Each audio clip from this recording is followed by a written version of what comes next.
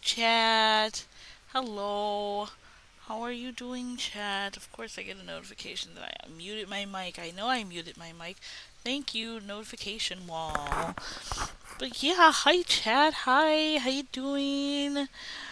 We're gonna play more lawyer game. It's a lawyer evening? It's a lawyer evening. It's the evening for lawyers. Hello.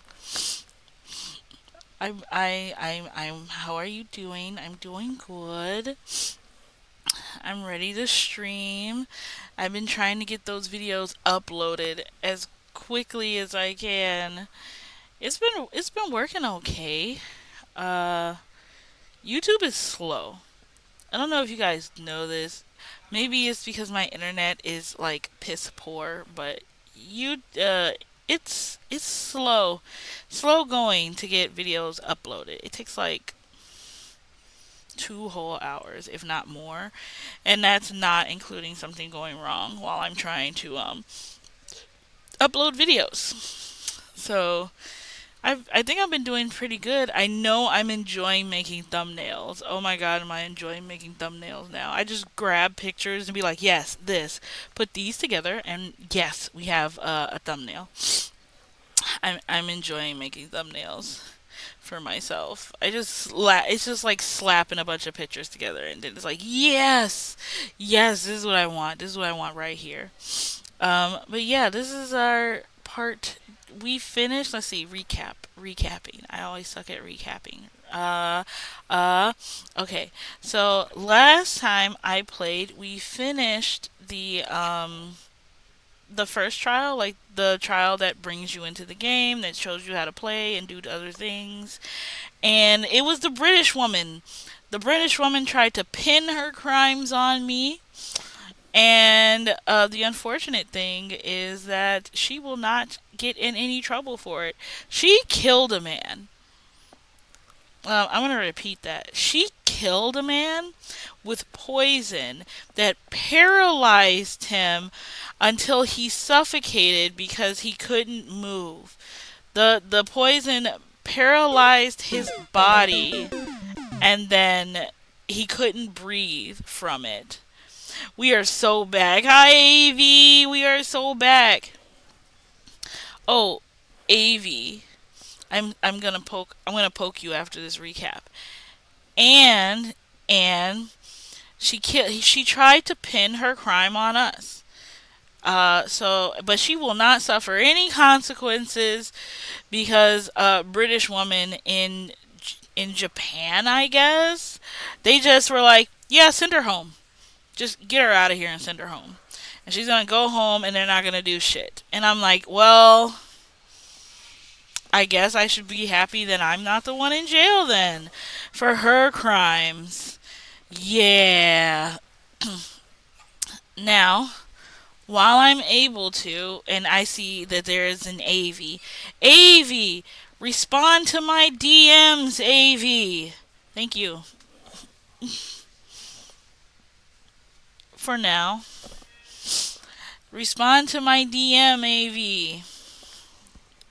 And that's all I got to say about that one. Okay. I gotta open the game. I didn't even open the game up yet. I haven't even opened the game. We get to move on to the next one, though. That's what that means.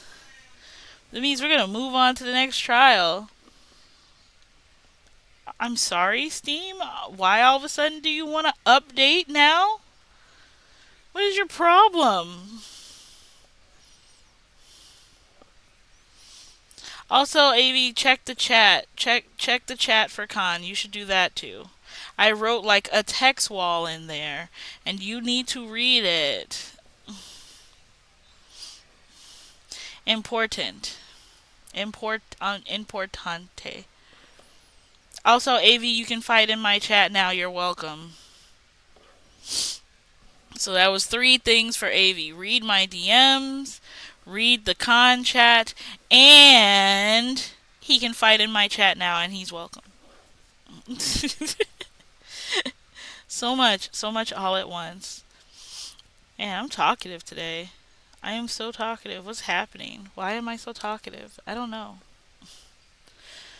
I'm slightly hungry. I'm slightly hungry. Scar. Lee. Did my head pads work? Yes, they did. I got my head pads. Yes, I did. Now let's. Oh, it's already working. Okay, I don't have to do anything. I don't have to do anything. I was AFK. Okay, good. Yes, Lee. It worked perfectly. I checked before I started stream to make sure everything worked. I was mostly just fussing at Avi. You know? Just Avi the fuss. Alright, guys, go. Let's go to the unbreakable man. Is that me? Hold on, hold on. I know this. I didn't close out Discord. I forgot to close out some things, so hold on a second.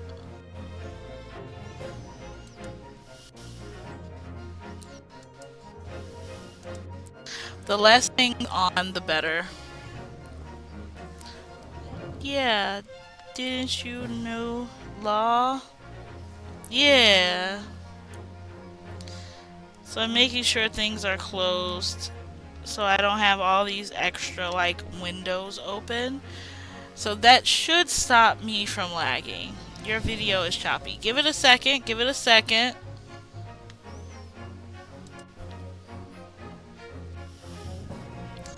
It should catch up.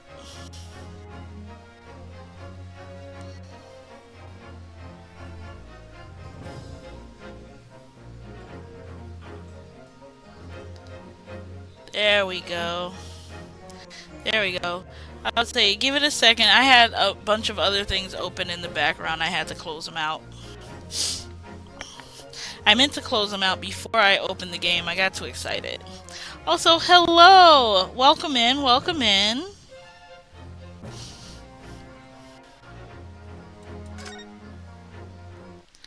Alright, chat, here we go.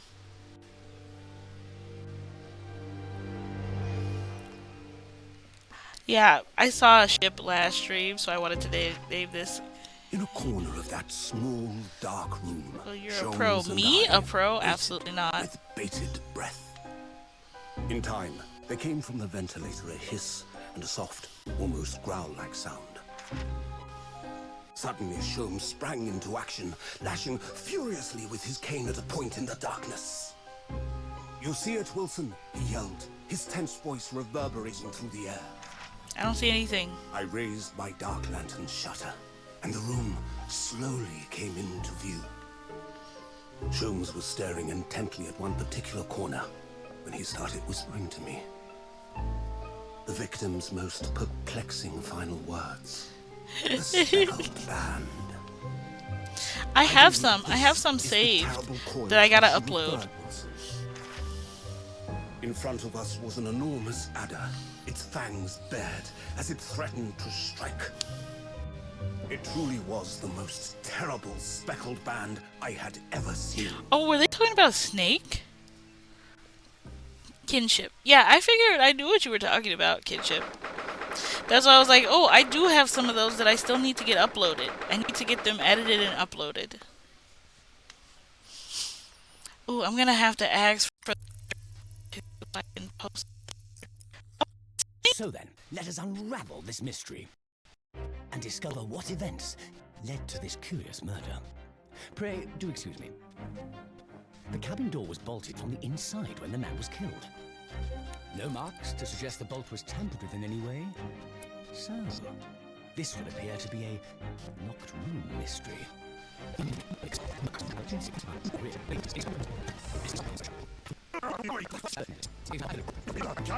But that mystery is paper thin. You don't mean the culprit is in there?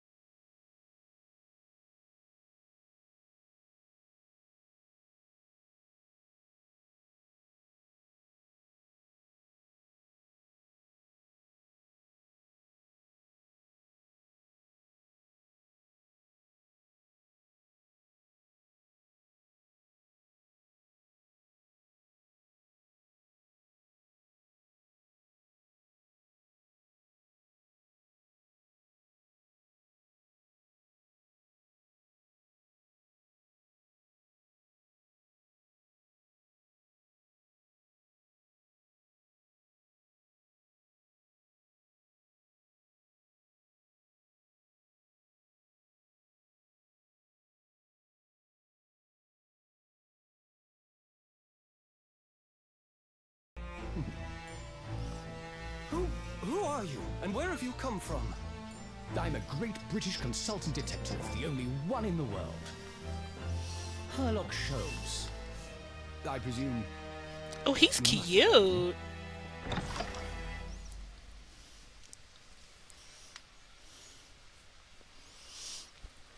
Oh, he's cute. He's cute. Wow, maybe before we finish the season. Yeah, I need to get those uploaded. I've been working on my uploading skills. Trying. It's not me though. Oh, hi for rock. It's not me though. It's the internet. It takes me so long to upload a video that I'm usually like sitting at my computer for like half of the day just trying to make sure the video has uploaded. Or sometimes I have to leave my computer on when I go to work just to make sure the video uploads.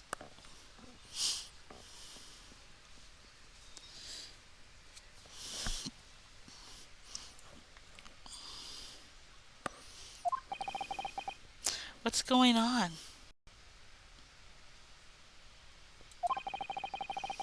Something's not right here. There's trouble in the air.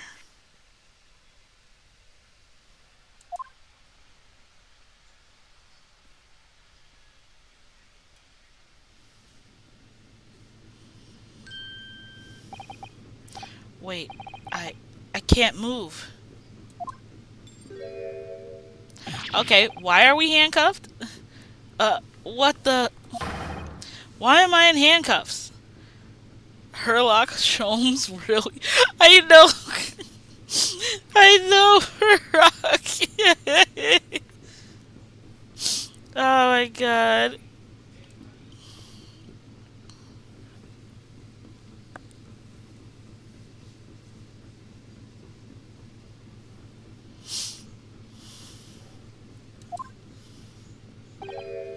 Hmm.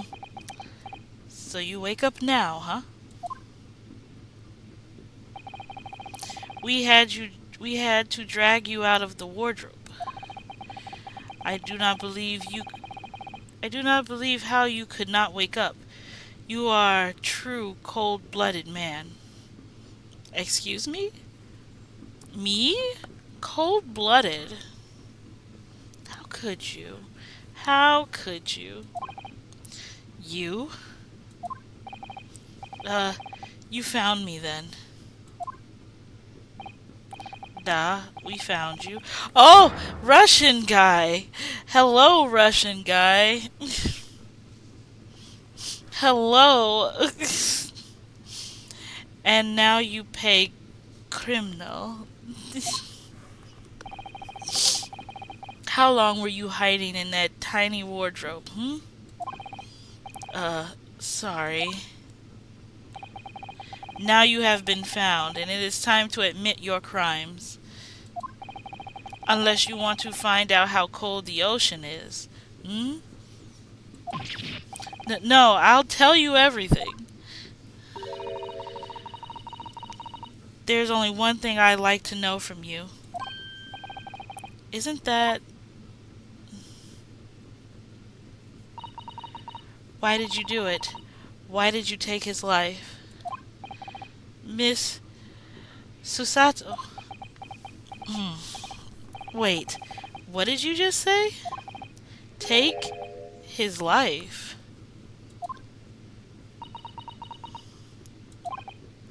Um, where, where is he? Where he Russian to? Where's he Russian to? God damn it, Farak.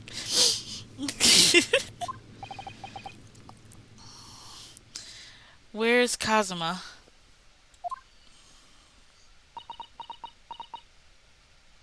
Okay, why does she look sad? Where's our boy? Where's our boy with the flappy headband where it just blows with no wind? Where's our boy? Ha! You pretend you do not know? You are a wolf in the sheep's pelt. Russian man, don't be angry with me. Don't. You are the killer. Do not try to make excuses. Killer? What? What? Kazuma was. Kazuma's body was discovered not long ago.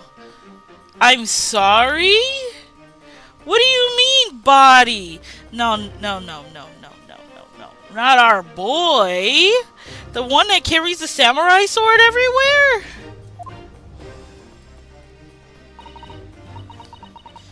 Here, in this very cabin that was bolted shut from the inside.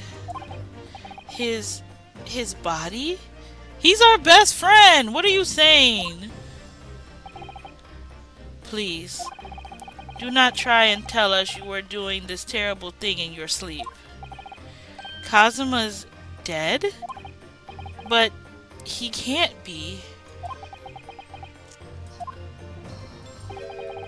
And these handcuffs, surely you don't think I have to know. Why did you take Kazuma-sama's life? Answer me, please. No.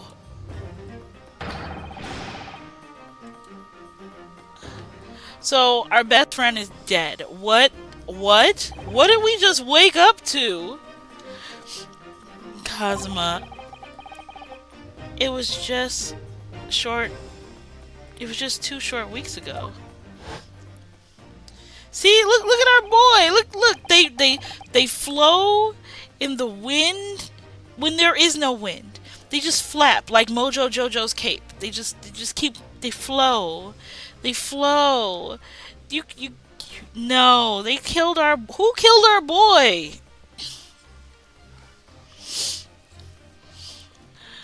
Are you sure about this? Won't we get in trouble? Don't you find it fun being a stowaway? Besides, how else could you come to England with me to study? It was really something else when they brought your luggage in here earlier, though. The way that Russian crewman just tossed your traveling case onto the floor. I thought I was going to die. Yes, I still can't quite believe that. I really didn't think you would be able to fit inside my trunk. You must be even less of a man than you look. Damn. That's kind of messed up.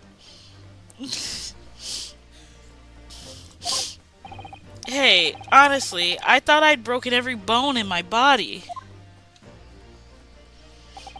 Well, it's about 50 days until we dock in Great Britain. But if you confine yourself to my cabin here, I don't expect anyone will discover you. I hope not. I get the feeling those Russians wouldn't be very forgiving of a stowaway. They're a sturdy bunch, that's for sure. What I want to know is, why do we need to keep it a secret from the young lady? From our faithful judicial assistant Mikotoba, you mean? From your close friend, more to the point. Surely we could confide in her, couldn't we? I don't believe she'd give me away. No, but if she knew what we'd done, that would make her guilty by association. It's best that only you and I know about this. I suppose so. Anyway, it's about time that the steward is supposed to come and clean the cabin. I know it's cramped, but you better get in there, I think. It won't be for long. And anyway, compared to hiding inside of my traveling case, it'll be a breeze. Yes, but what if the steward decides to open the wardrobe for some reason? Then I'll be in for it. Stop worrying. I tell you what, why don't you write keep out or something on this piece of paper? What? Then I can stick it over the wardrobe doors once you're inside. I don't know. We only been at sea for about 15 days. How can this have happened? We were supposed to be going on this adventure to England together. We leave you at next port. Stay quiet until then. Do not make more trouble for yourself. Murderer. No, I'm not a murderer. Da, you said before, you said you admit everything about your crimes. No, that's not right. I mean, yes, I did stow away on this ship, but murdering my best friend? No one else could have done it. Admit the truth.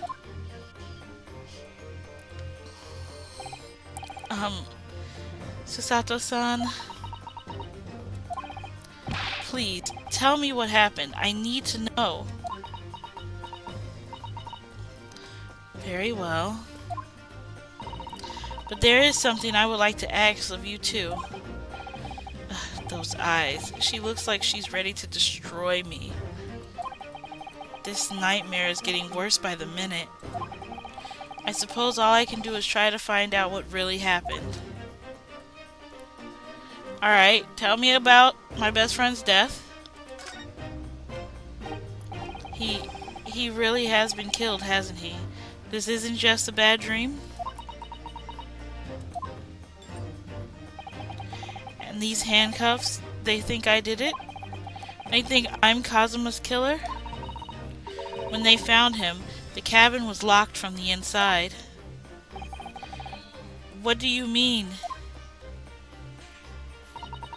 There's no access to the cabin via a porthole window, and the bolt on the door can't be operated from outside. In other words, after the crime, the culprit couldn't have escaped these four walls. What? Or to put it another way, the culprit could have only been somebody inside this cabin. Hold on, chat.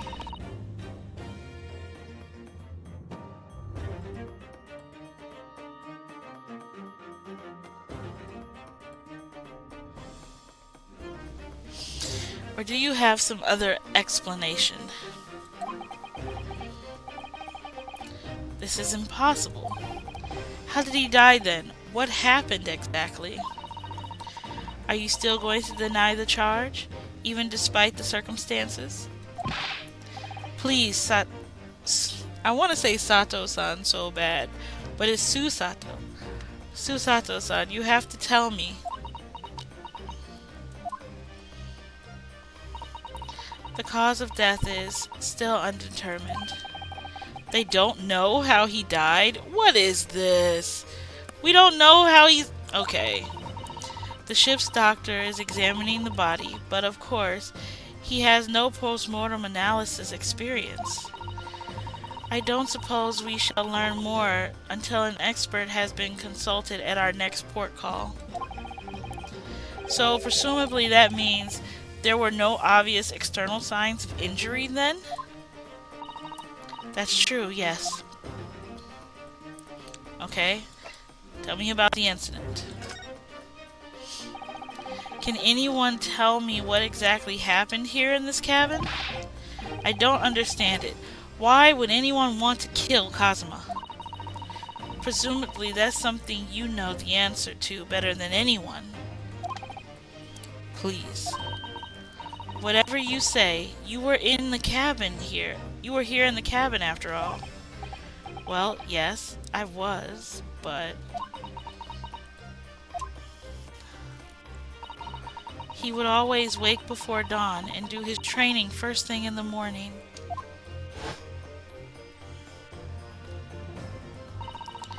I was waiting outside his cabin, as I have every day so far on this voyage. Oh, okay, Frog. We'll do after stream. As I have every day. Okay. But this morning he did not come. I could sense that he wouldn't. Does that mean he was already dead when Susato-san arrived at his cabin door, I wondered? I knocked, but there was no reply. Then I started to become worried, so I went to find a member of the crew. The crewman forced the cabin door open, and when we managed to get inside, there was Kazuma-sama collapsed on the floor.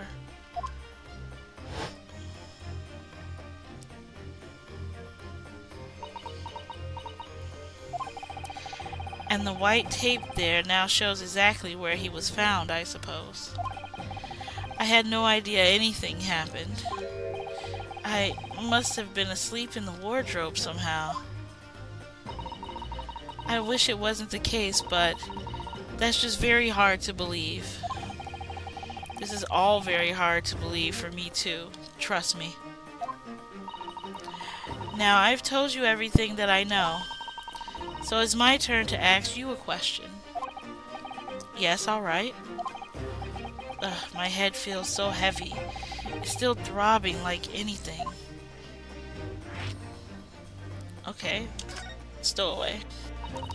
Why were you even on board this ship, Naruhodo-san? You said something before about being a stowaway, didn't you? Oh, yes, I'm afraid that's true. It was 2 weeks since we left Japan now, and I've been shut up in this cabin the entire time. I had no idea. But how could you have occupied Kazuma-sama's cabin for so long without him noticing? No, that would have been impossible, obviously. Yes, of course. Kazuma invited me. He wanted us to go to England together. He actually asked you? But why? I'm afraid I don't really know the reason myself. I don't understand. Kazuma, why do you want this? What's the real reason? Why go to such extreme lengths to smuggle me to England with you?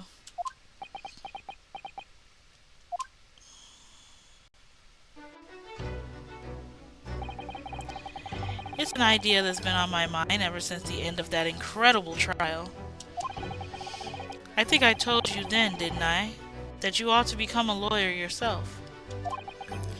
Well, yes, you did say that, but I didn't think you were serious. You have a talent for it. I can assure you of that.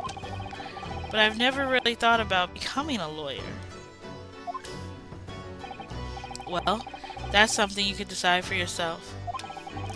London is at the spearhead of cultural development, the center of the world in many ways. There can't be any harm in seeing such an important place with your own eyes, can there?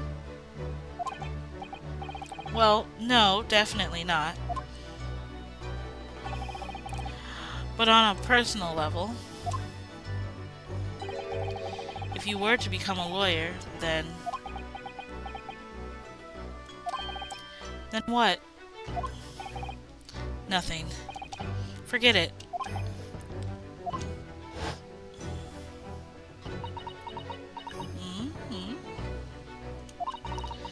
Kazuma-sama he was always saying the same thing, that he wanted to change the Japanese legal system. Perhaps he thought that he could do that with you. Yes, maybe. But something's still bothering me a little. The look in his eyes then. It was darker than I've ever seen it before.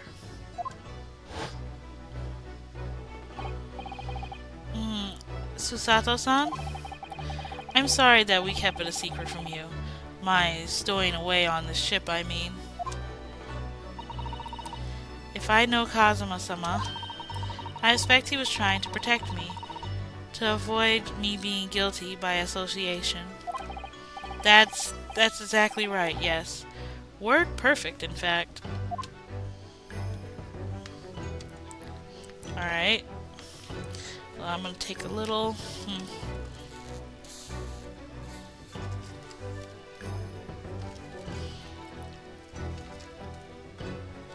Okay.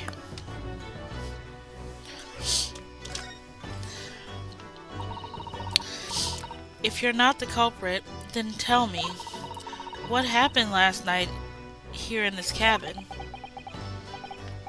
Well, the thing is, I don't really remember. Kazuma brought me something to eat, just like he always did. And then I got myself into that wardrobe over there, just like I always did. After that, I fell asleep. Well, yes. So deeply that you didn't even stir when Kazuma-sama was killed? Well, yes. I know it sounds unbelievable. I really do. But it's the truth. If only I'd woken up, then perhaps I wouldn't be in this predicament. And for some reason, my head is still throbbing like anything. Really?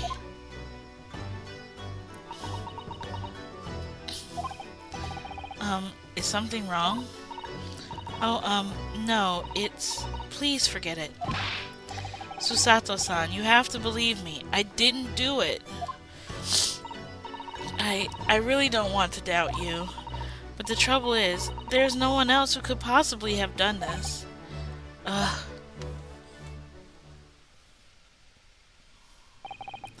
Kazuma, I don't understand. Why? Why did this have to happen? I can't take this. Don't try to go anywhere. You're the perpetrator of this crime. You can't leave. I can't allow that to happen. I'm sorry, but Kazuma was killed right under my nose here, and I didn't do anything to stop it. And now I'm supposed to just sit around, my hands tied, while whoever did this walks free? No, I can't allow that to happen. Well, what do you propose to do then? I'm going to investigate, and I'm going to find out exactly what happened here. I'm going to work out who took Kazuma's life, how and why they did it. So I'm sorry, but you're going to have to excuse me. Oh! Did she just... What the... That was a Susato takedown. What? What martial art form is that? Did she just flip us? I'm going to need you to prove it. Sorry? Prove it? Yes, your innocence. I need evidence. But how am I supposed to... Have you forgotten already what you achieved just a few weeks ago? You successfully defended yourself in a court of law. Ah, I see. She's expecting me to present some conclusive evidence. I have to get Susato-san to believe me. I'll show her some evidence right now that proves I'm not guilty of this awful crime. What? We only have 2 pieces of evidence! What?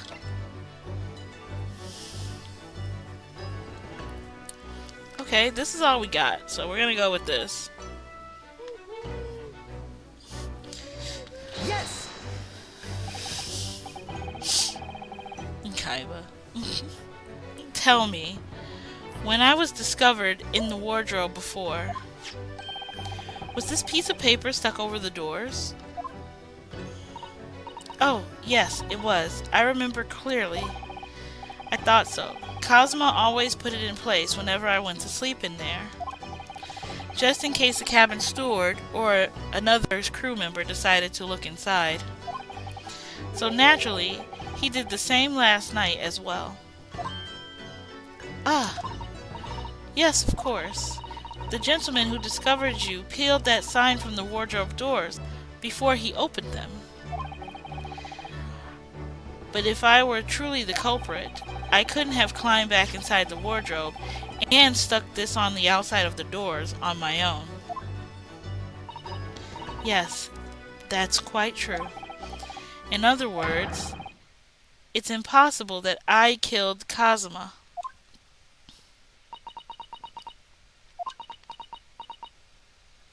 Why are we upside down? Oh, she flipped us, Lee. We tried to walk past her, and she flipped us.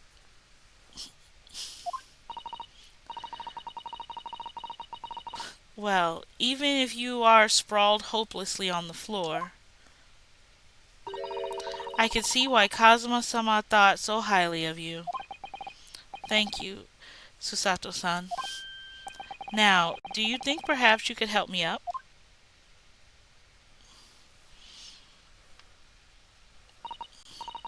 Well, in the light of that evidence, I do not see any reason why I should stop you from investigating in here at least. Thank you. So you finally believe me? I'm sorry. No. What? I'm not sure yet. I can't rule out the possibility that you used some sort of conjuring trick to put the sign back in position. Conjuring trick. Are we serious right now? What does she think I am? A magician? For now, I suggest you investigate as thoroughly as possible in here. I'll do the same. Alright, let's get to work, Susato-san. Please, do not misunderstand me. I still have my doubts. Oh. I shall be watching you to make sure you don't do nothing that might disturb the crime scene. I wouldn't want you using your conjuring tricks to destroy the evidence, for example. Right. Conjuring tricks. Well, anyway, I should make a start on investigating in here. Examine everything I can. Kazuma, I swear, I will avenge your death.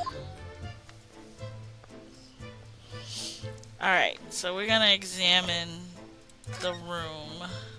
Oh, he's still in here? I thought that guy was gone, yo. Thought the Russian guy was gone.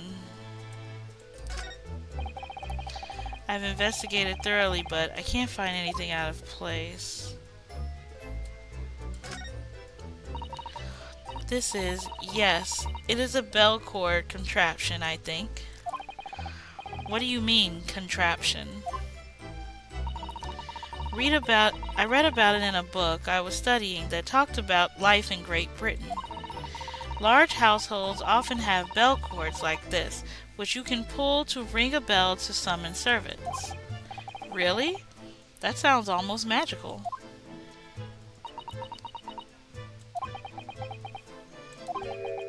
Shall we give it a little try? Yes! In the interest of cultural research, obviously.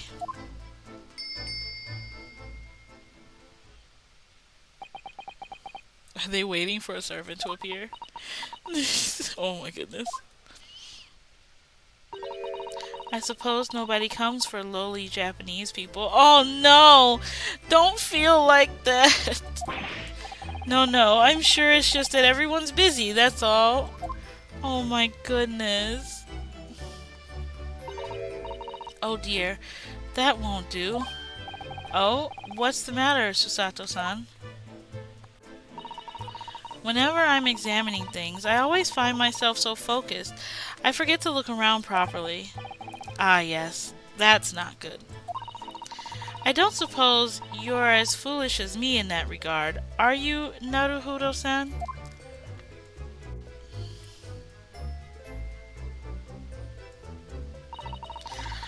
I'm sure you're careful to look around using BM, aren't you? Now let's investigate all corners of this cabin. I mean, I was doing just fine without you. Yes, let's do that. I suppose my field of vision has been rather small until now. Ma'am, you didn't need to tell me. I pulled the cord. I think that's some kind of opening for a ventilator. A hole through which fresh air can circulate into the cabin. Isn't that a little odd? What do you mean? Well, this ventilator, if that's what it is, looks like it must be connected to the next door cabin. Yes, it would appear to. You're right. But if it's supposed to allow fresh air into the room, surely it should be connected to the outside. That's true. Perhaps it is so the rain and spray don't find their way in when the seas get rough, or something like that. I suppose maybe that's it.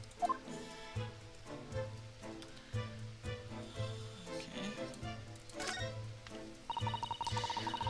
It's some 2 weeks since we set sail from Japan. Have you really been living in that wardrobe the entire time, Naruhodo-san? I think living isn't quite the right description. Oh, no? I suppose not. Although it must have been rather exciting making this voyage on in your own secret hideout. The trouble was, I never knew when a member of the crew might come in. So yes, I did basically have to live in the wardrobe. And last night was no exception. But because of that, you had no idea what was happening out here in the cabin. No, sadly not.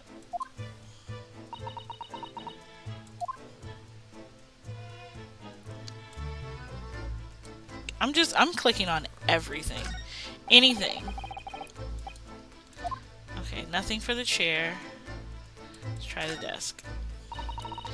This is where dear Cosmo would have sat whenever he was writing. London diary. Poor Cosmo. He didn't even make it to his destination. It looks as though the last entry is incomplete. Which means, what? He was in the middle of writing it when the incident happened? Let's see what it says. It could be a valuable clue. Oh! Why we get flipped? That's out of the question. What? Kazuma-sama may have departed this world, but you must not read his private thoughts. But what if it's something important? Something relevant to the case? Alright, I won't read it. Poor Kazuma-sama. I don't like prying into people's personal matters either. But in this case, isn't the need for clues more important? Okay, so she won't let us read it. That's a very large traveling case, isn't it? Yes, it carried a lot of memories for me. Memories? What do you mean? Well, that's actually how I stowed away on this vessel. I was brought on board inside that case. Ah, yes. I see it says "this way up" in Japanese. Which, in hindsight, I should have realized the foreign crewmen wouldn't be able to read. I was turned over and over, and then I was tossed onto the floor in here. Oh dear. Being a stowaway isn't as romantic as it sounds. Well, it was less painful than the Sato-san takedown. Why is there ink? Okay. Did Kazuma write that before he died? It looks like it's written in ink. He must have knocked the ink pot from the desk when he collapsed on the floor. Then I suppose he wrote this message by dipping his finger in the spillage. What does it say? Poor Kazuma-sama. No doubt he was in terrible pain. It's almost unbearable to imagine it. I suppose he was trying to leave some kind of clue in his final moments. Was he? I'm sorry, partner, but I can't read your writing. Yeah, what does that say? I don't think it's Japanese, Naruhodo-san. What? Then what language is it? It pains me to admit it, but I don't know. It's not a foreign script I'm familiar with. What does it mean, I wonder? I'm sorry. Hello? Where did he come from? Who is that? He wasn't there a minute ago. No. Why is he on the desk like that? As far as I can tell, he looks like he might be European. Yeah, he's got his face down, ass up. What is he doing? Why is he like this? Oh, how did he... You've noticed the man too, have you? No idea who he is or how he got in here, but he looks suspicious and tall. Suspiciously tall. Naruhodo-san, don't tell me. Do you really not know who that is? Well, no. I don't have any foreign friends or acquaintances at all. He doesn't look like a member of the crew. There's something very unusual about him. And and is he investigating Kazuma's desk, or is he just playing on it? I can't tell. Well, in that case, we simply must talk with him. Am I just imagining it, or does Susato-san look almost uncontrollably excited? By the way, I expect that you've noticed already, but just in case, if you press space on people when they are in the crosshairs, you can converse with them. Alright, I'll get that suspiciously tall gentleman in my sights and see what he has to say for himself. Oh, please do.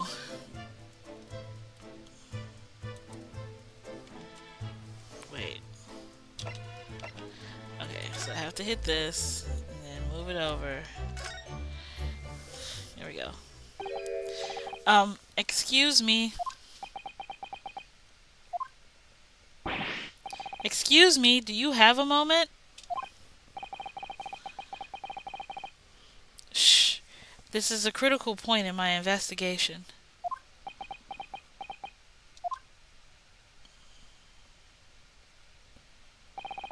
Maybe I should leave him alone.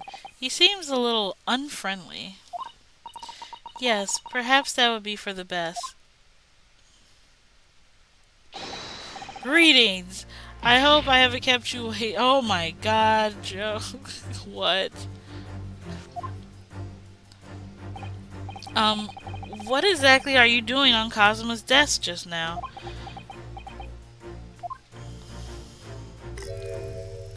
What is with those? Ah, I see. Fascinating. Sorry? What do you see? It feels like he's looking right through me. Oh, yes. Everything is clear now. The train of reasoning has run its course. My deductions have crystallized. You have been in Afghanistan, I perceive. Just recently returned, if I'm not mistaken. Sorry? What? And now, while this venturing toward foreign climes, you find yourself in a most troubling predicament. Oh, well that's true at least. But how? How the deuce did I know that, perhaps? It was really the most elementary deduction, hardly worth explaining. Have you perhaps managed to deduce anything else? But of course, a great many things. There is no mystery, my dear madam. For example, you have fled your native land of Russia, being, as you are, a merciless revolutionary. This guy is way off the mark. He's way off the mark. Who are you? You leave 16 victims of assassination in your wake, and now you travel to England to blow up the Crystal Tower. And when the beribboned occupant of this very cabin discovered your identity, you ended his life too. Yes, I believe that summarizes the facts beautifully. No need to hide the truth now. Nothing deceives these eyes. Just to be clear, you are talking about me, are you? Certainly I am. Do you see another in this cabin who fits the bill? A Russian assassin with 16 victims to his name? I've never seen a Russian man named Ryonosuke before. I think he's insane. That's what I think. I think he's losing it. He's been on this ship too long. I don't even see one person who fits the bill. So it's true. It was you who did this to Kazuma-sama. What? And you're plotting a revolution too. Girl, and you just gonna believe this man? I just saw you 2 weeks ago in Japan. What? It's shameful behavior, Naruhodo-san. Absolutely wicked. Gullible. No, listen. There's no way I... and then we get flipped again. Now explain yourself. Tell me everything. This is ridiculous.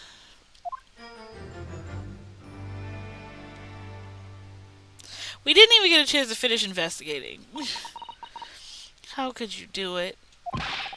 For pity's sake, open your eyes. I'm not a Russian revolutionary. Obviously. Oh, forgive me.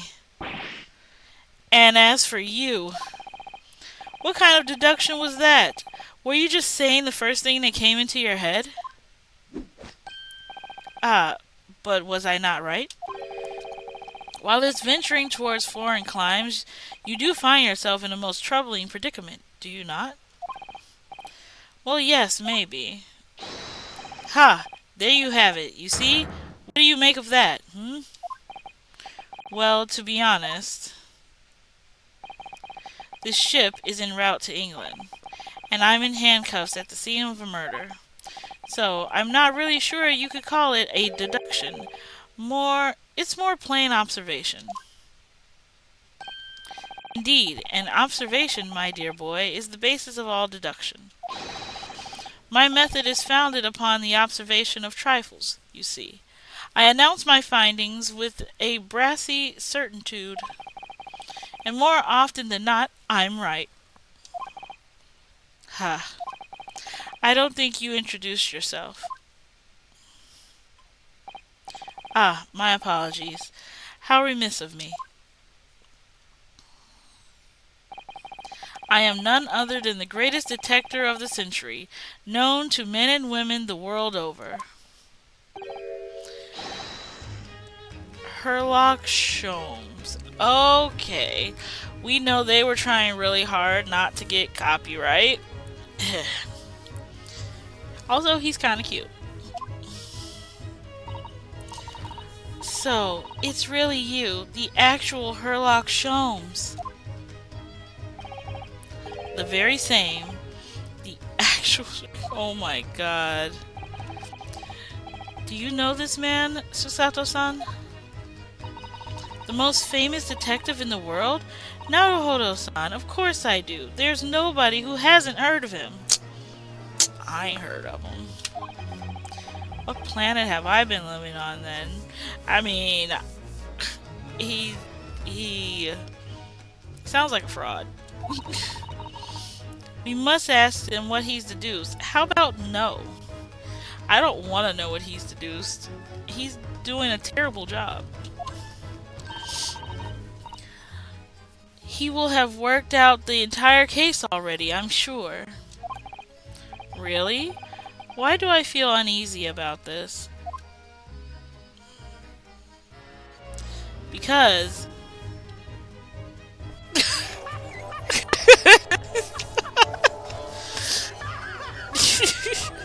Damn it, Farah. He's a fraud. Oh my god, he's terrible. Alright, here we go. So, you're a great detective, are you? I'm sorry, what was your name again? Indeed, I am none other than the one and only Herlock Sholmes. Oh, I see. You're German? Herlock, was it? No, no, I have no her. I mean, I have hair. Please call me Sholmes. You can read all about my exploits in this exciting London publication. Oh yes, Rance's magazine, full of wonderful short stories and interest articles from Great Britain. I never miss an issue. I have it sent from England especially. Ah yes, here it is. The Adventures of Herlock Sholmes. So, you're the protagonist in a series of short stories, then? Indeed I am. And you've read so many of your own stories, you've started to think you really are a detective. Make no mistake, I'm not the poor, deluded fellow you take me for. Your your inference is backwards? Backward? My trusty biographer records my greatest detecting achievements and chronicles them in the magazine. You have a biographer, do you? Doesn't everyone? Mine goes by the name of Dr. Wilson, presently keeping shop in London. Dr. Wilson? I must say, thanks to that publication, I've been fantastically busy of late. Why, this very moment I am returning from Asia, having solved the mystery of the cursed royal crown. A cursed royal crown. Really? I can't work out whether I should take this man seriously or not. I'm not taking him serious after what he said earlier. I'm not taking him serious at all. Deduction, you see, is to me a science. Logical reasoning in its purest form. I see. This man is an idiot.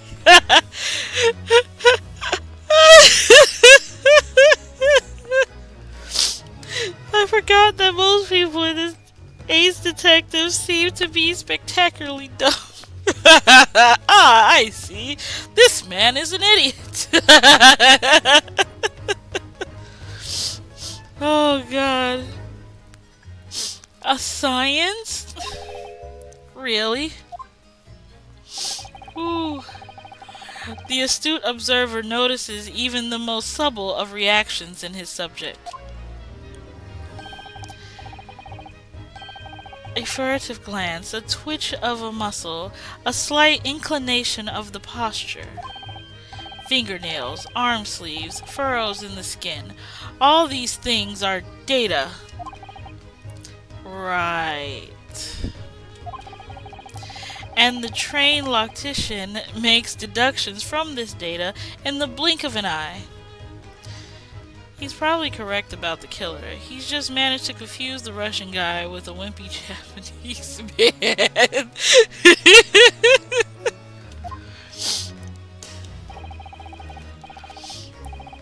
The ultimate conclusion is, without fail, the truth. As I demonstrated only a few short moments ago. How can he look me in the eye and claim that? So you see, I have a turn both for observation and for deduction and fame. That is what makes me the one and only Herlock Sholmes. My God. What is happening on this ship? Take me back to Japan. Take me back. Just take me back home. Just take me back home. Get me off this ship with this lunatic. Take me home.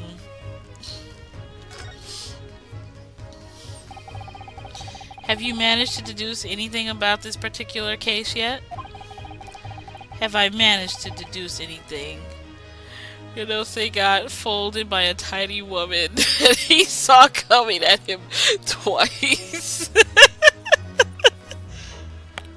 He did. He did. Every single time. He's like talking and then she just flips. My dear fellow. Who do you suppose discovered the culprit in his own cunning hiding place? That's right. It was none other than the great detective before you now, Mr. Sherlock Sholmes. Ah, I see. In other words, I am in these now because of him.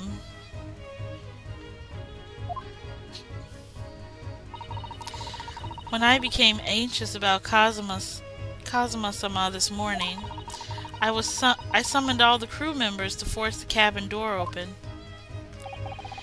And I concealed myself among their number, gaining entry to the scene of the crime. You have X-ray glasses, bud. Not exactly a miracle of detective work.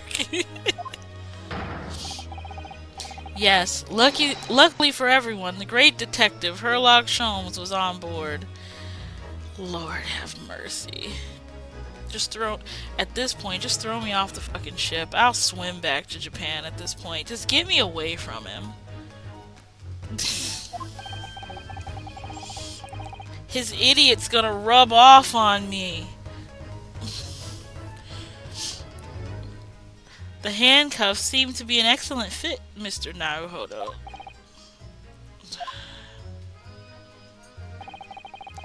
The very moment I laid eyes on the scene, two facts were immediately apparent to me.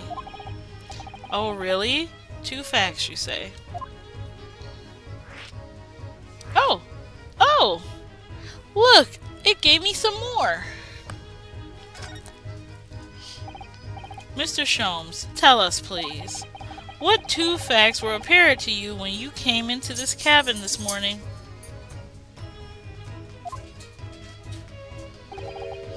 Ah, yes. But first, let us be precise. Two facts in question were immediately apparent to me. Yes, I understand, but what were they? Allow me to... words that I won't say. The two facts that I deduced from a mere momentary glance at the scene of the crime were as follows. Number 1.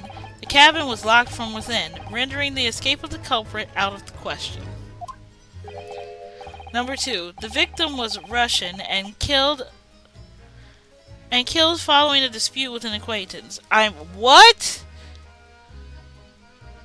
Throw him out. Throw him out. Throw him overboard. The victim was Russian. Throw him out. Hold on, Mr. Sholmes. What made you think the victim was Russian? Observe the dying message left by the victim on the floor. That's the Russian word for wardrobe. Do you really think Kazuma-sama could have left a dying message in Russian? No. In their final moments, many find their native tongue filling their head. For this young man, Russian. Kazuma was Russian, was he? Initially, I considered Garderob may be the name. Oh, I'm like, what is that? That's Kaiba howling really sadly. Maybe the name of the killer. A certain Robert Guard, perhaps. But in the interest of thoroughness, I decided it would be wrong not to look inside the wardrobe there at least. Where we found you, Mr. Naruhodo, sleeping soundly. Quite so. I found you, the renowned Russian revolutionary killer. Why is it that I'm Russian too? I observed that you were wearing the same attire as the victim. In other words, you were acquainted.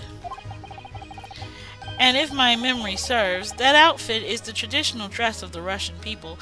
Can we please get rid of this man?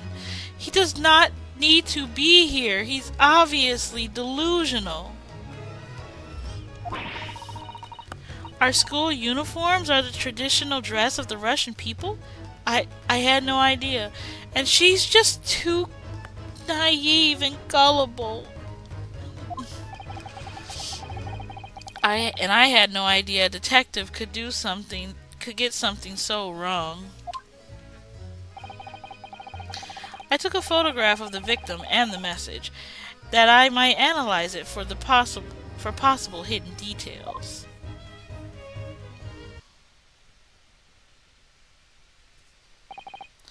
This this was taken immediately after the young man was discovered, before the body was removed. No, poor Cosma. His headband will flap no more. Yes, Kazuma had already been taken away when I woke up. This is the first time I actually seen him like this.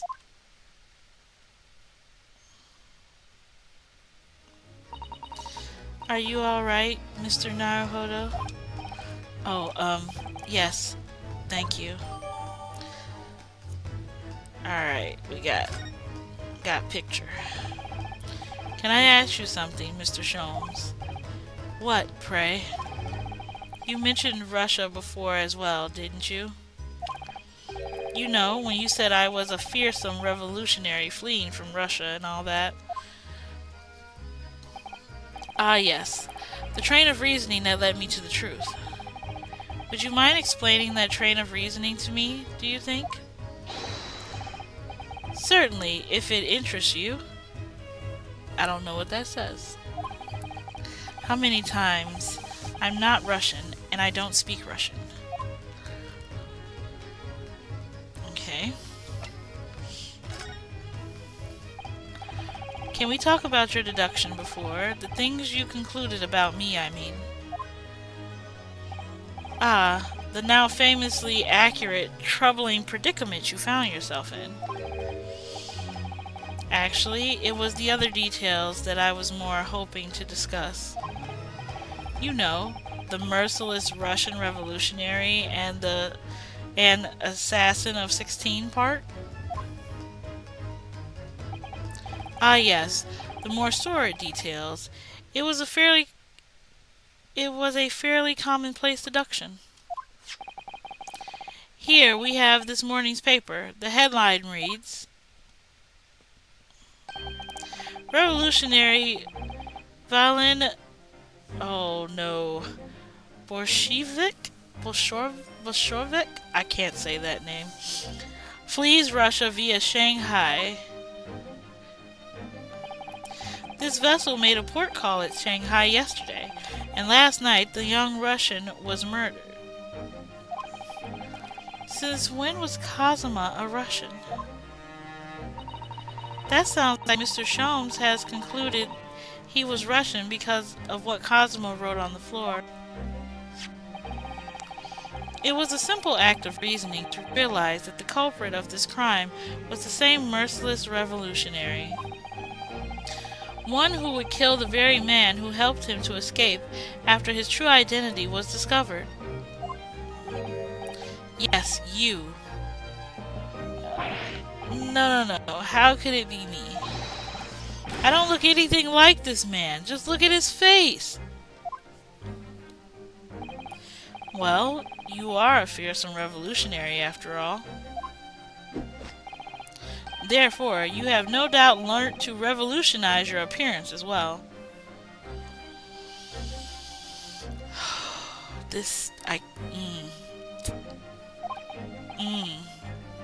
Please. And, I might add, your name does not appear on the ship's passenger list. Need I say more? What? Oh, it's painful, Varrock. It's painful. What? Well, that's because I'm a stowaway. What about the other details? The 16 victims of the assassination and blowing up the Crystal Tower? Ah, yes, the journalist clearly interviewed the man and printed all those particulars in the article. The deeds of the man have perpetrated this, yeah, this far, and those he is plotting. Yes, everything about the revolutionary was included. There can be no mistake.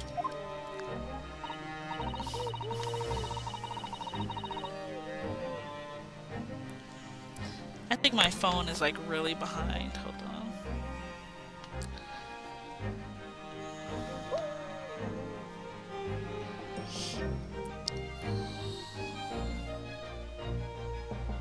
Okay, yeah, my phone was like super behind.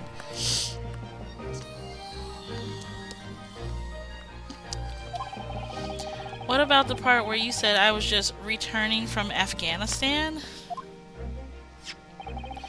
Also quite clearly stated here in the article. I don't want to keep trying to butcher this name. Bolshevik? Did I say it right? Is recently returned from after a period of subversive activities in a war-torn region of Afghanistan. Where even is it anyway? This Afghanistan place. Here, take the paper for yourself. A little memento of this great deduction. Oh, thank you. I've absorbed all that is of interest to me within its pages, but I see no rubbish bin nearby. Okay. And you may find the article in the back on the back page of interest as well. On the back, cast your eye over it sometimes if the interest takes you, though you may need someone to interpret. Hold on. You said that? Let me go take a look.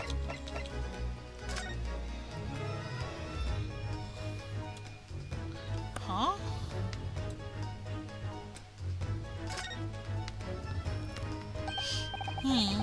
This is interesting. Have you found something relevant, Naruhodo-san? Well, no. I mean, it looks like it might be interesting. I can't read a single word, I'm afraid. No, nor can I. But look at this picture. Perhaps it's about a beautiful young Russian princess, do you think? She is very pretty, isn't she? I suppose you enjoy articles like this, do you? I don't know. I can't make any sense of it. Ah, I'm glad you've noticed this article. Allow me to give you a short summary of its contents. Oh, thank you. He pops up everywhere, this Mr. Sholmes. It's about the disappearance of a young lady last night. Renowned prima ballerina of the Novik Ballet disappears from Shanghai. During a performance in Shanghai, the famous dancer was reported missing.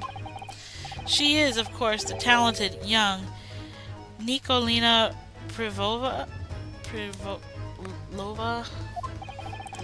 Why are Russian names so hard to remember? It would appear the woman was in costume when she was found to be missing from her dressing room. Wearing a diamond tiara you see pictured, which is worth some 20,000 rubles. Oh, how much is 20,000 rubles? I have no idea, but I'm quite sure it must be an unbelievable sum of money. Susato-san's eyes are shining like diamonds themselves. The tiara is the property of the Novovich Ballet. It would seem the director is beside herself with worry. Yes, I'm not surprised. The company is most anxious to recover both Miss Parlova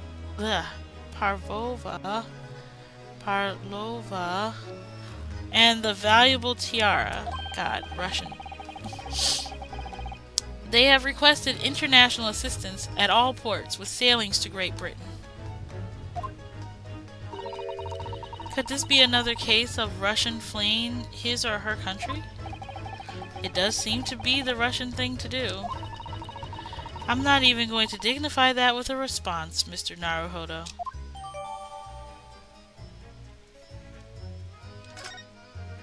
Alright, so we got that.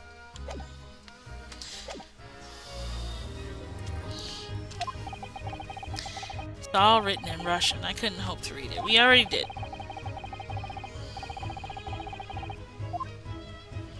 Okay. And then... before we started talking, you were examining Kazuma's desk, weren't you? Kazuma? Ah, yes, the victim. Did you notice anything useful? Anything at all? Observe for a moment the desktop of the victim. We see that the victim was engaged in pinning some text. London Diary. Kazuma was keeping notes of the trip. Ah, but... I don't think you should read his private writings. It could upset people. Tragic. And something you ought to perhaps eradicate before the act of reading. What? I don't think that's what that word was. You mean you've read it already? It is my business to know what other people do not. Yes, believe it or not, I know a smattering of Japanese. Oh, I see. Well, you're about to know what a Susato-san takedown is. Susato-san, aren't you going to throw the detective with one of your trademark takedowns? I'm sorry, Naruhodo-san. What on earth do you mean? Life is so unfair. Anyway, to return to the matter at hand, namely this diary belonging to the victim. It would appear the final sentence is incomplete, as if the author were cut short. Tell me, what is the nature of this writing? Pray, be precise as to the details. Oh, but I thought you knew Japanese. A smattering, dear boy, a smattering. Sayonara, bonsai, mikudodo, nado. I trust you are suitably impressed. But this diary is littered with complicated-looking characters of which I can read precisely none. Oh my god. So what was all that showing off before then?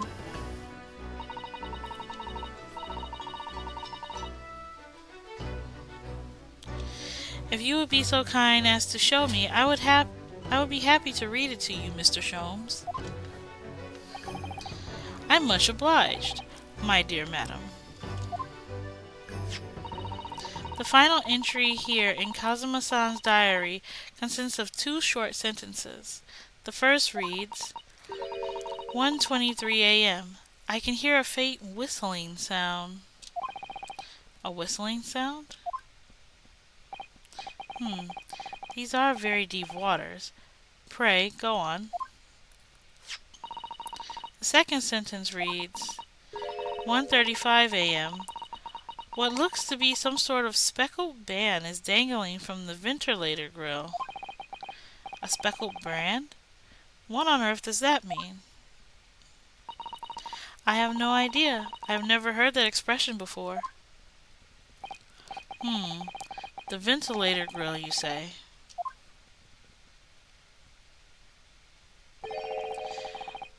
To the lattice there on the wall, which connects to the adjoining cabin. Yes, the adjoining cabin. Kazuma's diary has been entered. Okay, we got his diary. Oh, we finally done talking to him. So, I believe I've given you enough to consider for the time being, at least. Ah, do you have somewhere to go?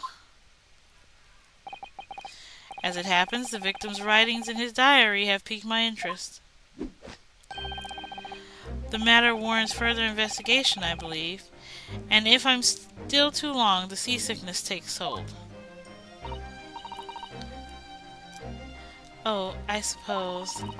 You're thinking of investigating the cabin next door, which the ventilator connects to? Great detectives are a curious breed. Our minds rebel at stagnation. We crave mental exaltation. So yes, I intend to investigate, hence the truth will become clear soon enough. Do you think, perhaps, that we could go with you? No, that would be somewhat complicated. What? But why? A simple glass at your wrist should reveal the answer. Oh, these. After all, you're the prime suspect in this matter. No? There is no point in trying to turn it into a question. You're the one who decided I was the culprit in the first place. Whatever do you mean? I have no recollection of naming you as the culprit at any point. You must be joking. You just said it only a moment ago. Dear me, you are clearly misguided. I would have no cause to say such a thing. Well, actually, Mr. Sholmes, I did hear you say that too. You're quite sure. Well, that's very strange. I wouldn't have said you had the face of a criminal, you know? Not really. So, what were you looking at my knees before? Some great detective you are. Well, anyway, that was then and this is now. What do you mean? What I mean, sir, is this. If you're the culprit, then you must play the part more convincingly. Roll over and accept your fate.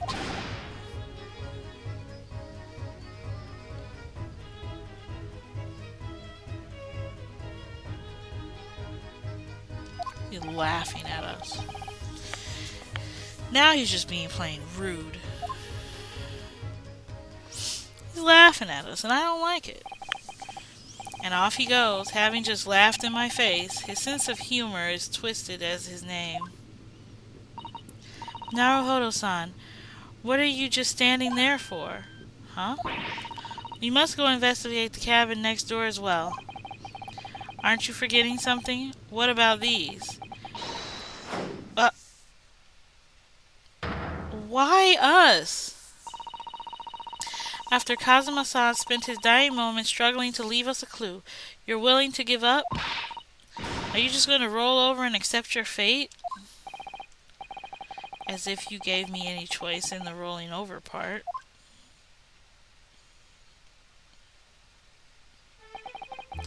I think we still have some investigation to finish off in here first, don't we?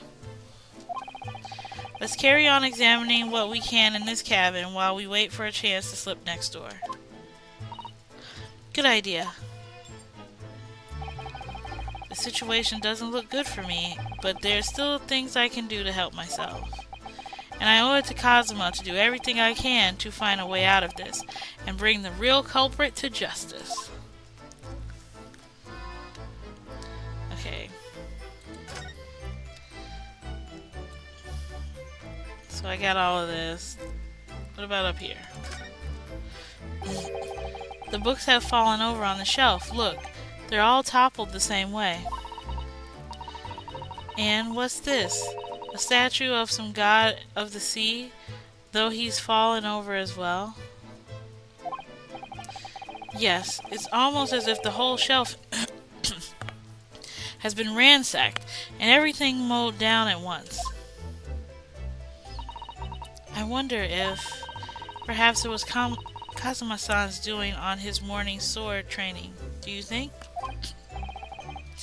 I seriously doubt it. Then perhaps it was you, Naruhodo-san, in a fit of rage. I wouldn't have bothered leaving the wardrobe just to mess up a few books and a statue.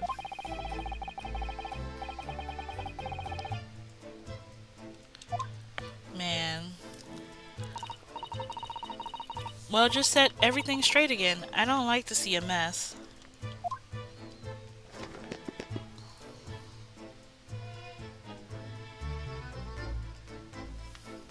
Okay.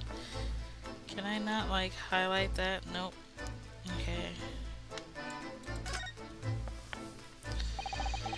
These are the rules of passage for travel aboard the SS Bria. It's essentially a list of requests from the captain to all passengers on board. Passengers must not keep weapons or other dangerous objects in their cabins. Pets are also strictly forbidden.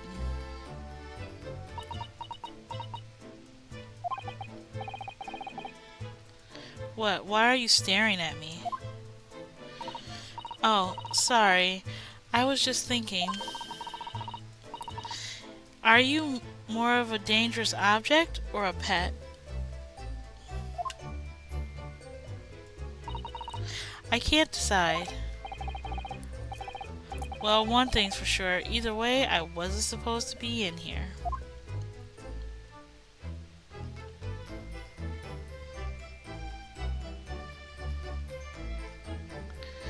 Alright.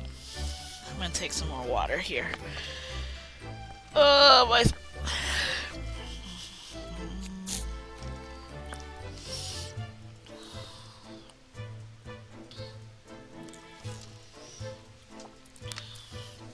Mouth gets dry when you're doing a whole lot of reading.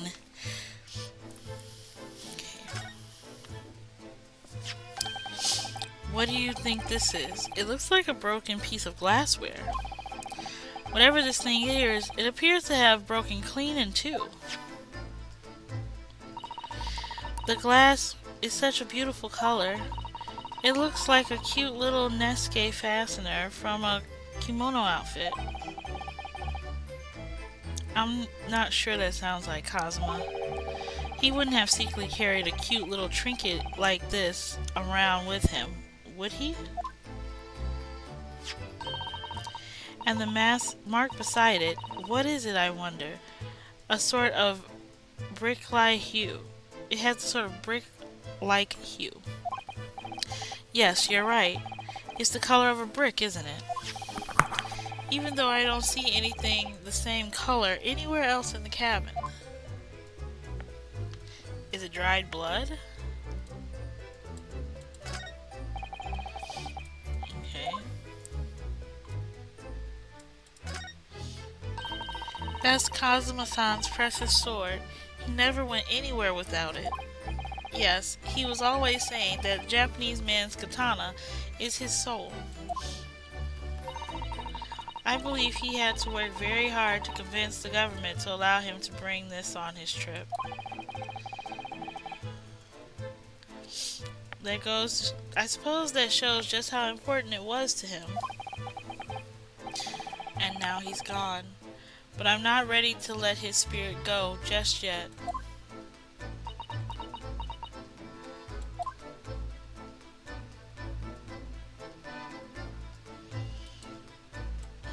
Got that. Okay, I got that stuff. Let's do this right here. That's my dinner from last night. A roast chicken. It was really tasty. That's one big chicken leg. That is a big chicken leg. Yes, it was very delicious, wasn't it? But, did you eat it on the floor here? I am not a dog, Susato-san. I ate at the table, of course. Which begs the question of when and how the plate ended up on the floor. But Kazuma-san didn't like chicken at all, did he? No, that's right, so he didn't touch it.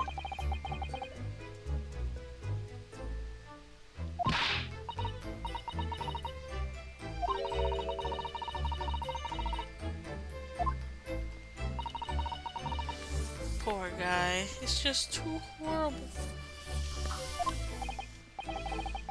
Now I suddenly have a guilty conscience and an achy stomach. Okay, so we got the food.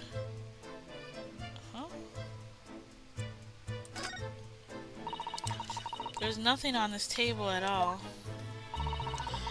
The plate and cutlery are all over the floor for some reason. Yes, it's strange. Last night when I went to sleep, I'm sure everything was still... No, wait a minute. What is it? That's funny. I can't seem to remember anything about what happened after dinner at all. So then perhaps you are responsible for what happened to Kazuma-sama. No. Like, I didn't do it.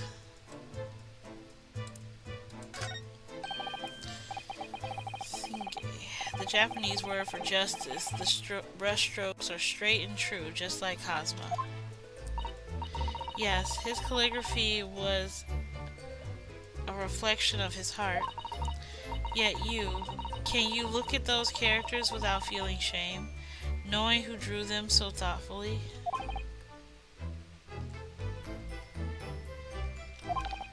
I mean, I'm innocent, so why shouldn't I be able to? Even though you stowed away on this ship? Now you're going to bring that up, are you? Okay, I did the table already. We gotta do the door and this guy. When I went for help, the crewman forced the door open. And this bolt had been firmly closed.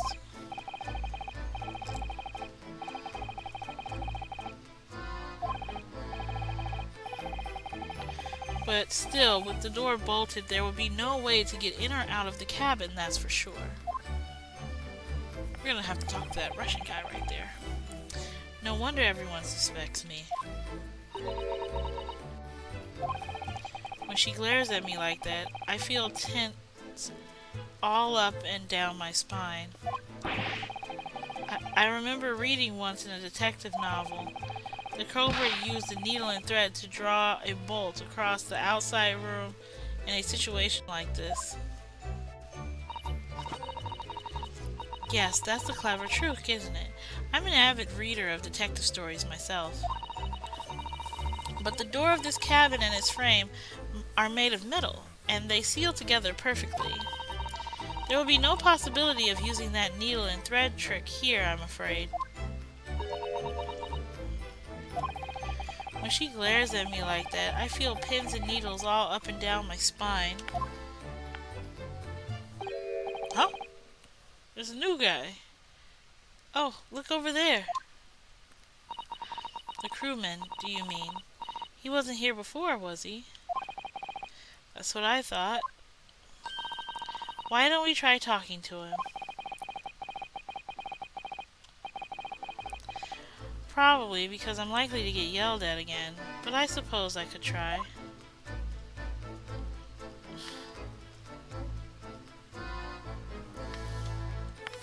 Can I not?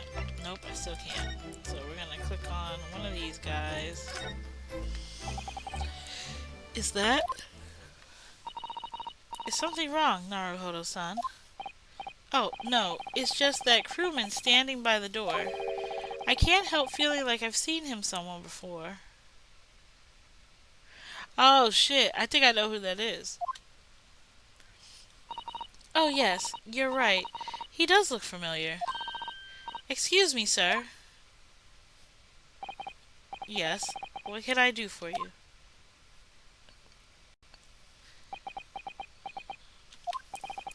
I recognize that face, but it can't be.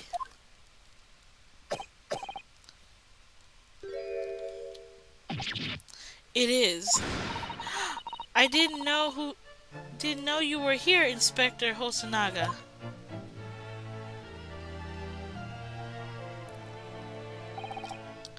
Hello again. What are you doing here? I think that should be my line. I was so stunned when I saw you, my heart stopped. Nearly stopped, I hope.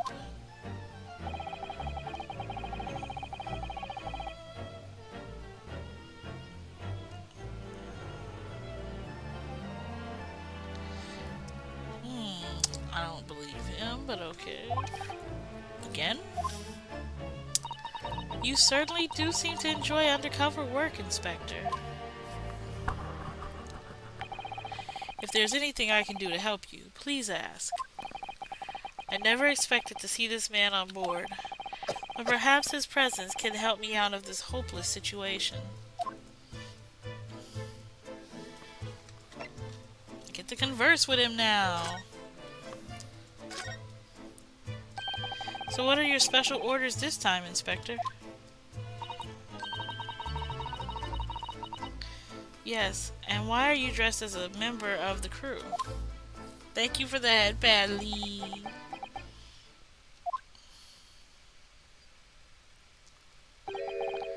I'm so sorry. Hmm?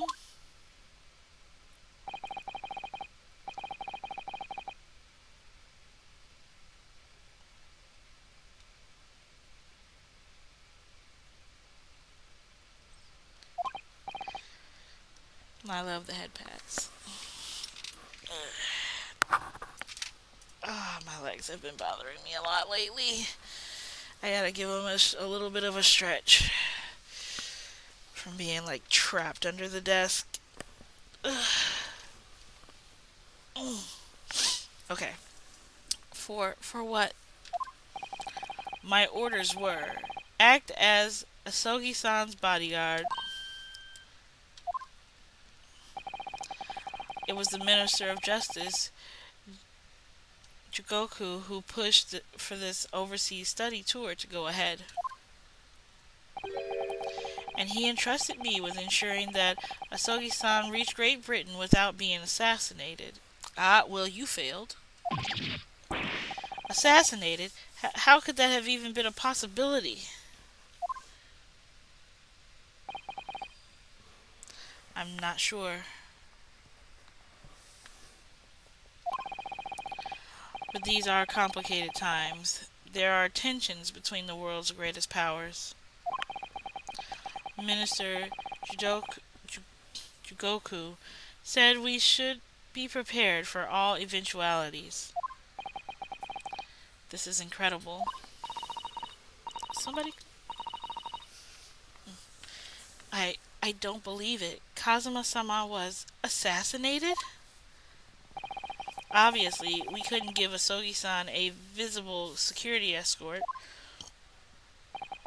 which is why I'm undercover now, posing as one of the crew.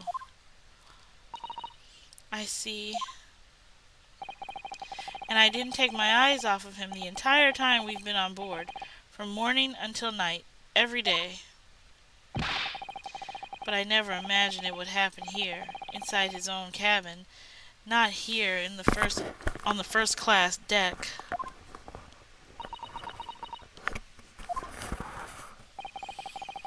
I failed miserably at my assignment, and Asogi-san is dead as a result. I'm a disgrace. All I can do is humbly apologize. Inspector. So if there's anything at all that I can do to help now, just say the word.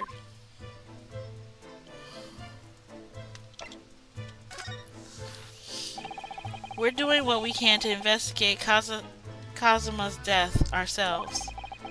I thought you might be. You didn't do it, did you? You're not the killer? Of course not. We'd really like to investigate the cabin next door. Yes, so we need to be allowed out of this cabin. I'm sorry. What? You've been deemed a risk to the ship's safety. If you are moved to even touch the handle of the cabin door, that stormy-looking seaman there would surely snap your neck in two. I suppose I'm not just a stowaway now. They think I'm a murderer as well.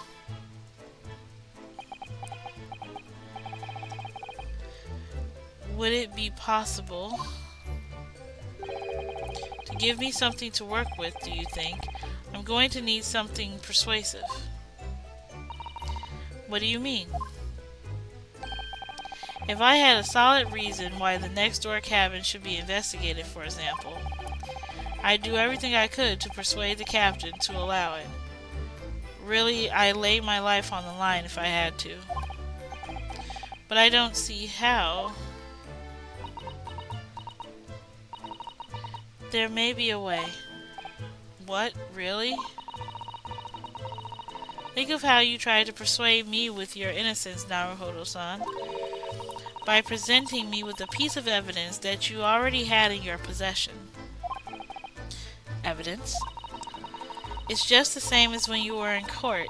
You must have done it many times during your trial. Simply select the present panel and choose some evidence that Inspector Hosonaga can use. So, evidence that would give us a viable reason to investigate the next door cabin, is it? Alright, yes. I think I might know what we can use.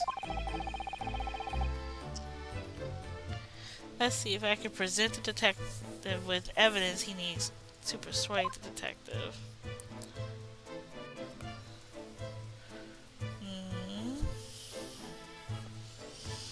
Okay, can we go back? Okay, we gotta go over to present. Okay, let's see what we got. We gotta persuade the detective. Purple.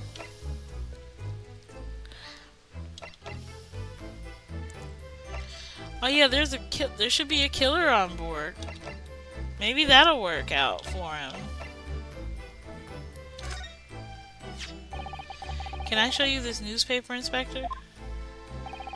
I'm sorry, but I can't read Russian very well.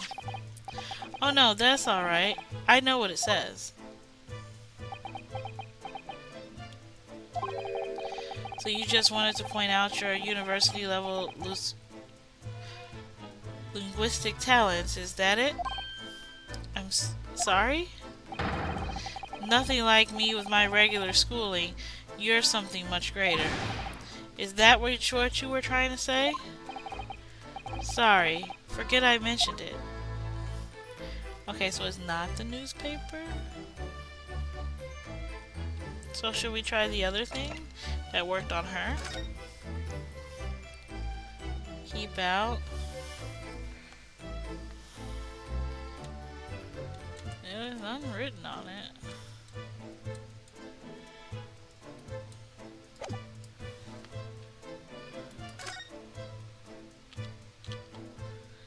Says keep out. And there's nothing on the back. Oh, there's some glue here, I guess. Ah, these must be the remnants of the glue you used to stick the paper seal to the wardrobe. That's right. It was pulverized rice. Pulverized rice? Yes, I pulverized some rice from my evening meal, even though it broke my heart. Remember, I'm a stowaway on the ship.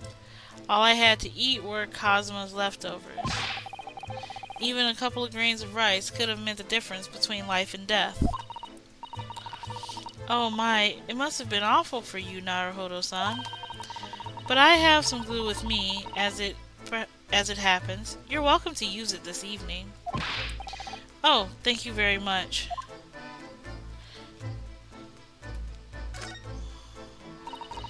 You drew the characters for this paper seal, didn't you, Naruhodo-san? There are such bold, vivid strokes you made. You're looking at the man who came aboard inside a trunk. Those brushstrokes needed to make a statement. If they found me in that wardrobe, those Russians would have hurled me into the freezing cold. I'm sure none of the crewmen would have done anything like that. Well, I'm not so sure. They would have forced you to wash dishes in the galley until you were on death's door or something like that. Wash dishes until I was on death's door? That's a lot of dishes.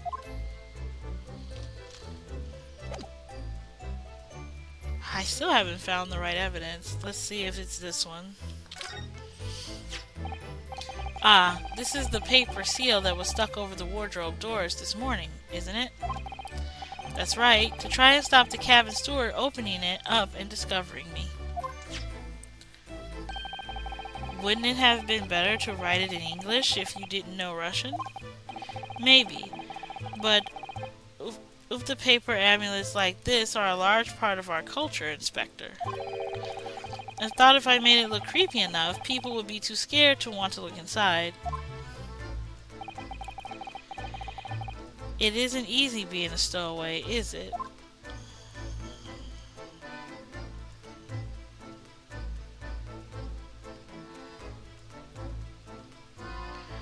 I'm trying to think, chat.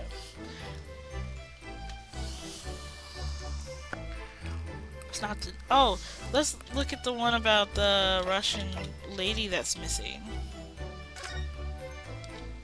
Oh, it's not what I wanted to click on. We gotta go back. Gotta present. Can I show you this newspaper, Inspector? Okay.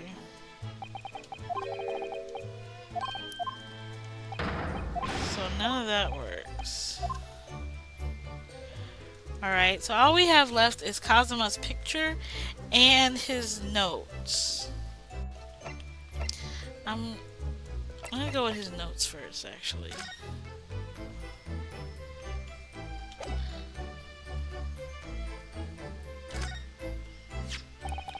What's that? It's Kazuma's diary.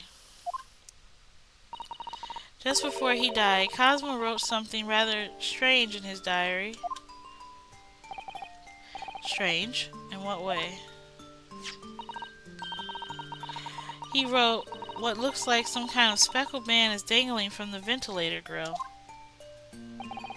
A speckled band? That is strange. Yes, we're still trying to work out what he meant by that. And what we'd like to know is... Don't tell me, the ventilator, is it? You're very astute, Inspector. That ventilator clearly joins to the next door cabin.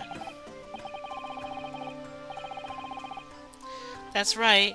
So if we could investigate in there, we might be able to work out what the speckled band was.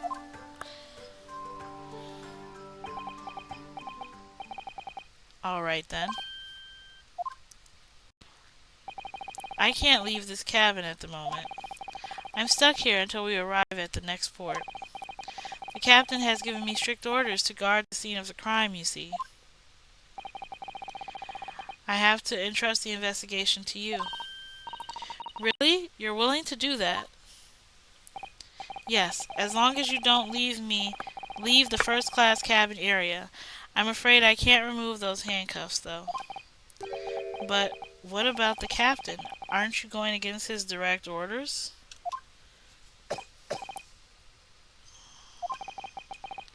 I'm a man of my word.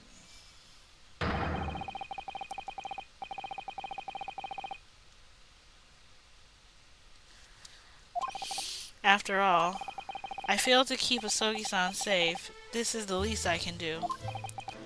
Thank you. Let's seize the moment then, Naruhodo-san. Just select move and we can leave this cabin at last.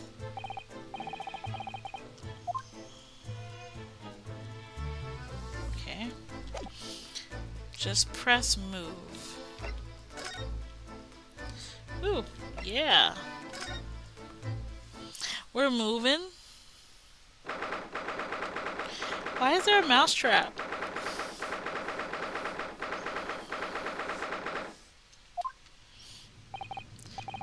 I'm finally out of that cabin. I have to admit, this isn't quite what I was expecting. It's less spacious out there than I thought it would be. And this is the most luxurious accommodation. Yes, indeed. Kazuma was being sent on...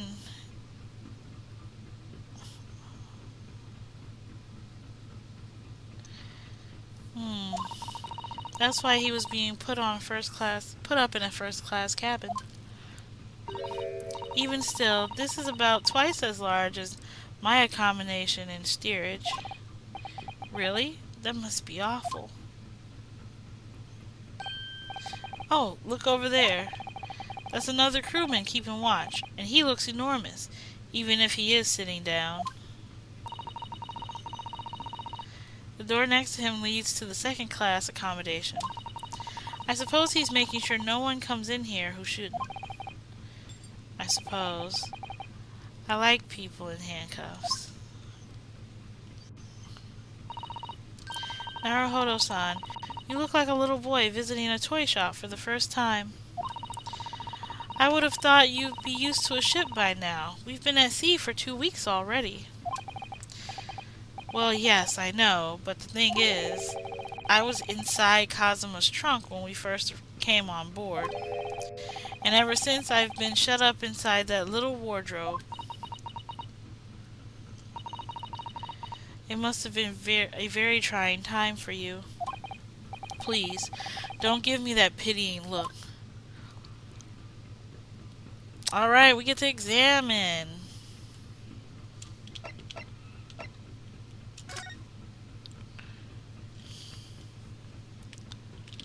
I gotta click it. Dang it.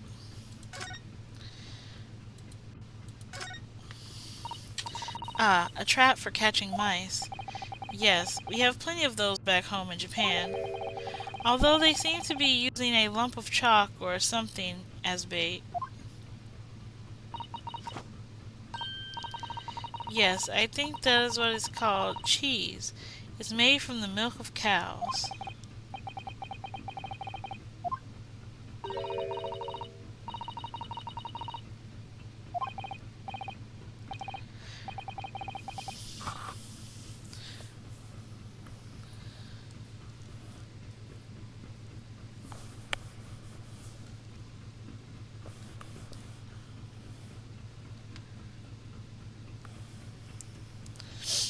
Really? But I suppose you're right.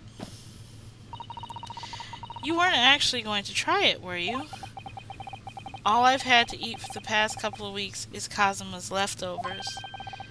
You don't know how hungry I've been in that wardrobe. Poor you. I'll find a little snack for you later. She's like, "Aw, poor thing." What do you think this is? It's a very pleasing shape, isn't it? That's the emergency alarm. It's probably best not to touch it. Oh, an alarm. It says, press only in times of emergency. It looks as though it sets the alarm bells ringing all over the ship and brings the vessel to a complete stop. Oh, what are you doing, Naruhodo-san? You mustn't touch it. But this is an emergency situation. Just look at these handcuffs. You know full well that's not what the alarm is for. If you were to bring this vessel to a standstill for no good reason, you'll be in even worse situation. I wish everything would just stop, the ship included. If you have to do something foolish, at least make it something that doesn't affect everyone else. If I have to do something foolish, you say. Okay. So I guess this kind of goes with that. I want to see what's over here first. Nope.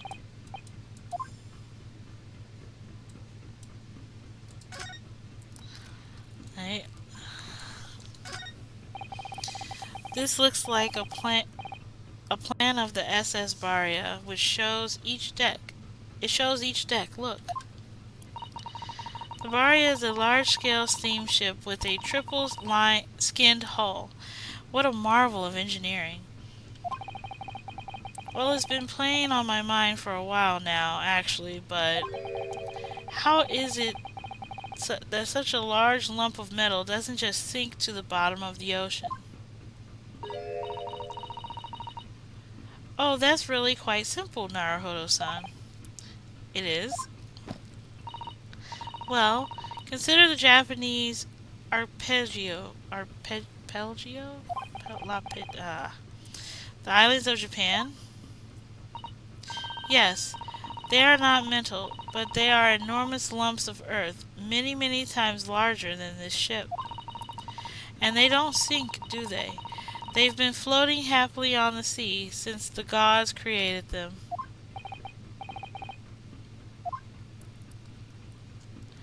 I don't like it. I don't like it. Hey, what's this? We got a few little things left. That's a huge book on top of the table there. And there's a pen next to it. Yes, that looks like the ship's log. Shall we have a little look through it? The writing is so neat and precise. Every detail about the voyage has been meticulously recorded. You wouldn't expect a rough and ready soldier to have such beautiful handwriting. And nothing. No reaction. Not at all. I'm not sure that rough and ready is much of a compliment, Naruhodo-san, even to a sailor. But anyway, last night's log is mostly blank. Presumably that means there was nothing to report.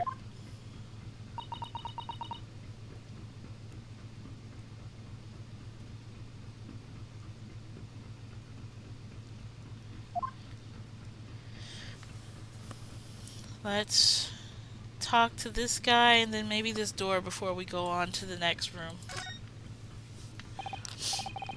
Excuse me, but could I ask you something? You? You little stowaway murderer? That wasn't a good start, was it? Alright, let me try instead. Good day, Mr. Sailor. I'm so sorry to trouble you, but could I perhaps ask something of you? You? You little third-class lady's maid? Oh. Oh. We seem to have caught the sailor on a bad day, Susato-san. I'm not a sailor. My mother gave me a name. I'm a senior crewman. Biff Stroganoff. I think that's Stroganoff. Whew. The best thing is to just avoid eye contact, I think.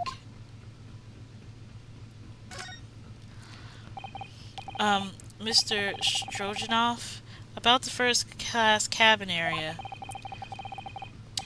Here we are in the finest part of the Buria steamship for very important persons. What sort of very important persons? Government officials, kings and queens traveling in secret, many important persons. That is why I am always guarding this place. Gosh, that's amazing. But somehow I let stupid stowaway inside. I want to pick you up and throw you in the ocean, but Stroganoff is not animal. Thank you? If I may, I was wondering, is the cabin next to Mr. Asogi's currently occupied? I guess that's da. Sato-san, do you understand that? It sounded like da. But I think that's it's probably Russian for yes or no. Genius. It is not permitted to visit other cabins without invitation. Well, it sounds like there's somebody in the next door cabin at least. Yes, it's tantalizing.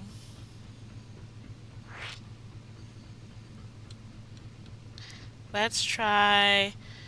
Yeah, let's find out who the passenger is.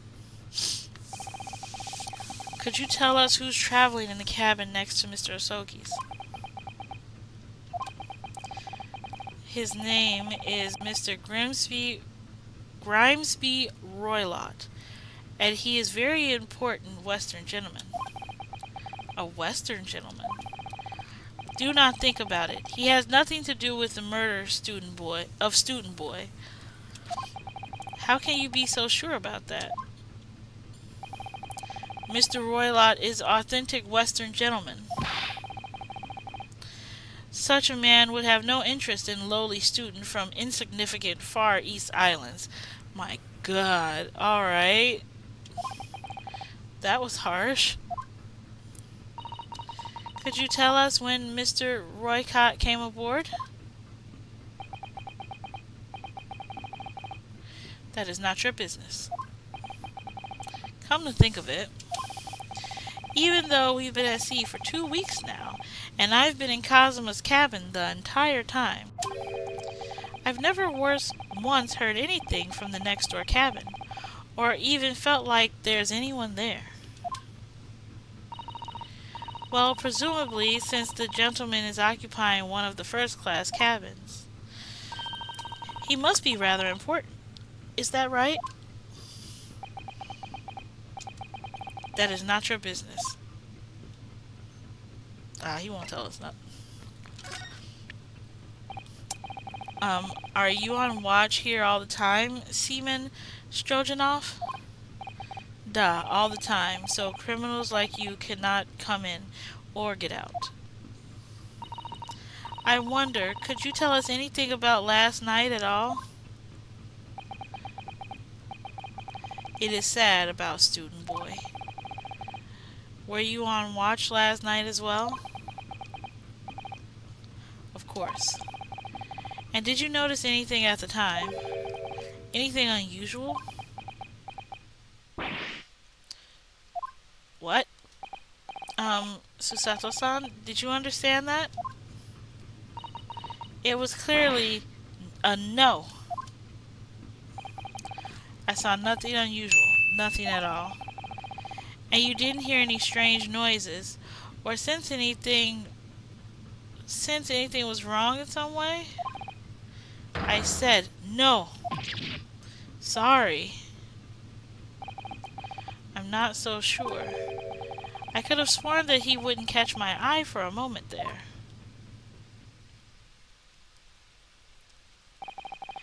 This is enough. I cannot say more now. Oh, it is time for me to report to Captain. You must return to cabin. Yes, all right. Bulkhead to second class is staying locked at all times. You will escape when the lobster whistles on the top of the mountain, or, as English say, when the pigs fly. Yes, I understand. Good. Now we can investigate the area properly, shall we? Definitely. Well, I've already investigated all out here. So we should be able to get in the... We should be able to get in there now.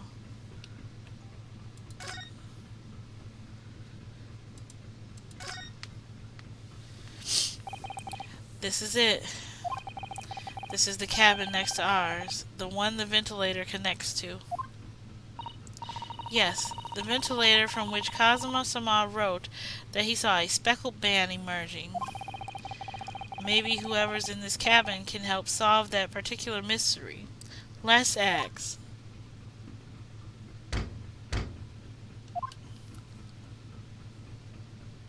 We're waiting. No answer. We're out of luck, it seems. There's no one in there to help us with our inquiries. How annoying. Oh! What was that? It came from inside the cabin. Such a high-pitched scream. It must have been a woman. Stand aside. I'm about to break the door down. Where did you come from? Mr. Sholmes. I shan't be stopped. When the fit is on me, I revel in kicking doors off their hinges. Please, wait, Mr. Sholmes. The door doesn't appear to be bolted.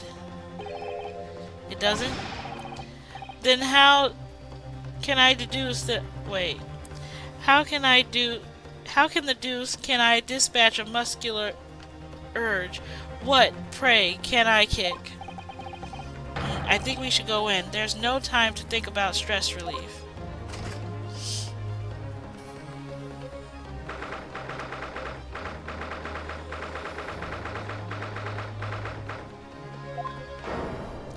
Oh! Who are you? A Western gentleman. This man looks Russian to me, and he's got a pair of sharp scissors. He's gonna murder us. We heard a woman scream. A woman? Don't be absurd. As you see, there is nobody but me in this cabin. True, this old man does appear to be the only person here. But in that case, who just screamed? Get out, all of you, now! Please excuse the intrusion, but you're Mr. Grimsby Roylott, I believe. Yes, that's me, and you are? I'm the one and only, the actual Sherlock Sholmes. You've heard of me, no doubt. No. I am the great detective among detectives, the one who adorns the covers of popular magazines, no less. I assure you, you may trust me completely. This man uses that magazine like a business card. A detective? I do not trust detectives. We distinctly heard a scream emanating from within these walls. But there wouldn't appear to be a lady concealing herself within the wardrobe this time. So might I be so bold to ask you to open that small traveling case? What? Don't be stupid. How could anyone fit in a small trunk like that? Well, it's quite fashionable these days, is it not? Traveling inside of one's trunk. Don't look at me. Huh? It rattled! Oh my, did you see that, Mr. Naruhodo? Yes, the case just shook. Leave, now! Otherwise, I will call the steward. So this is Kazuma's neighbor, Mr. Grimsby Roylott. There's no doubt about it. This strange Russian man is hiding something. I couldn't agree more. Let's see if we can find some clues before that burly sailor returns. Should I talk to him first? Hold on. I gotta... Ugh! Wait, I need to turn the light on, chat.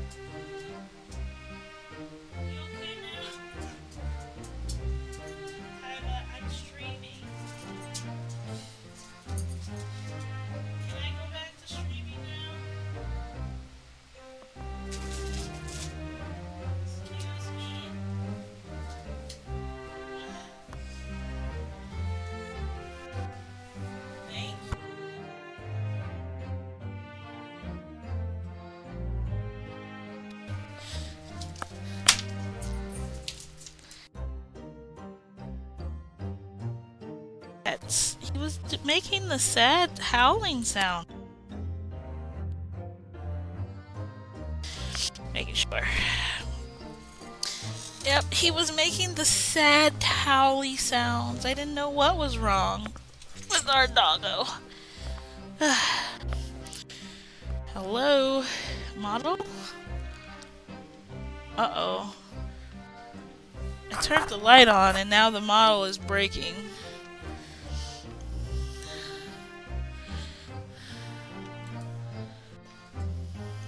My model broken. Do I need to refresh her?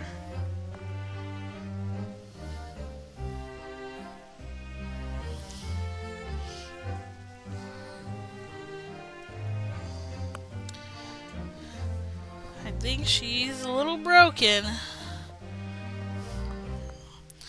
My model. Oh, there we go. She needed a refresher. Okay. We're good to go now. Okay. I say we converse first. Mr. Roylott, we like to talk to you about something. No. Oh. I do not want to talk. Leave my cabin now. Ugh, this is going terribly. We're not getting anywhere here. I agree, but there may be someone else who can help. Perhaps that great detective to get somewhere with Mr. Roylott. Okay, let's try again. Mr. Roylott, we'd like to talk to you about something. Oh, okay, that's all he's gonna say to us right now? Alright. Okay, so let's just go on to, examining.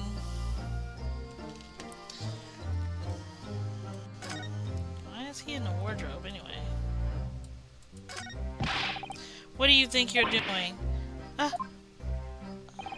This is my cabin. Get out. Is a quick look inside your traveling case, perhaps? No. Oh, what a pity. I think we're out of luck. I think you're right.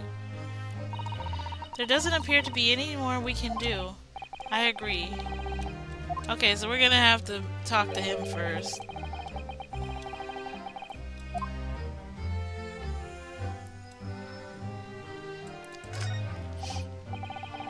Do you have a moment, please, Mr. Sholmes? You need only address me as Sholmes. That's what I did, isn't it?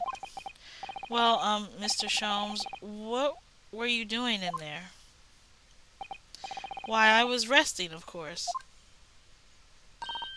Resting? Indeed. I was contemplating our sea voyage from the confines of the wardrobe while it's waiting for the inevitable time that you would need to call my great powers of deduction into service. Oh, it would seem that the hour is upon us now. The time has come. Am I mistaken? Well, no, actually, you're spot on for once. Observe closely. Our Russian host in this cabin, Mr. Roylott, is clearly trying to hide something. Do you know what is the most effective weapon to use against a Russian hiding a secret? Why, the truth, of course. Though it should be pointed out that such methods are not exclusively for Russians. Right. Can you imagine how the Russian will react when the secret he guards so closely is exposed? Would you like to witness it? Oh yes. Please.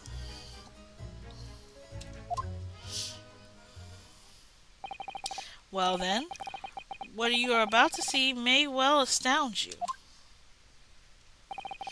For I am about to apply my great detective's greatly admired great deduction to the case.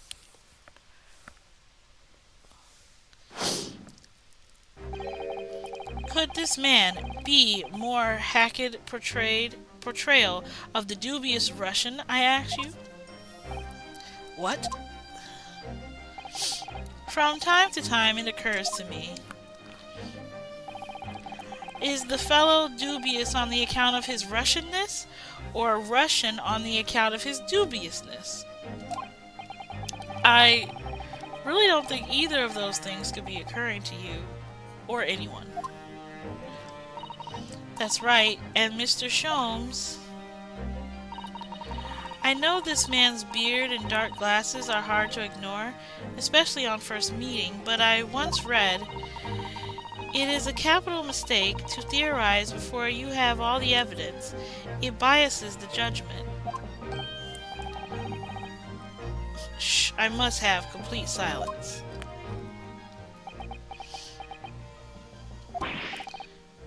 What are you doing? Why are you peering at my face like that?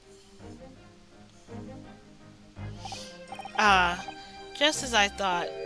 Yes, I have quite made up my mind now. There can be no other explanation that accommodates all the facts.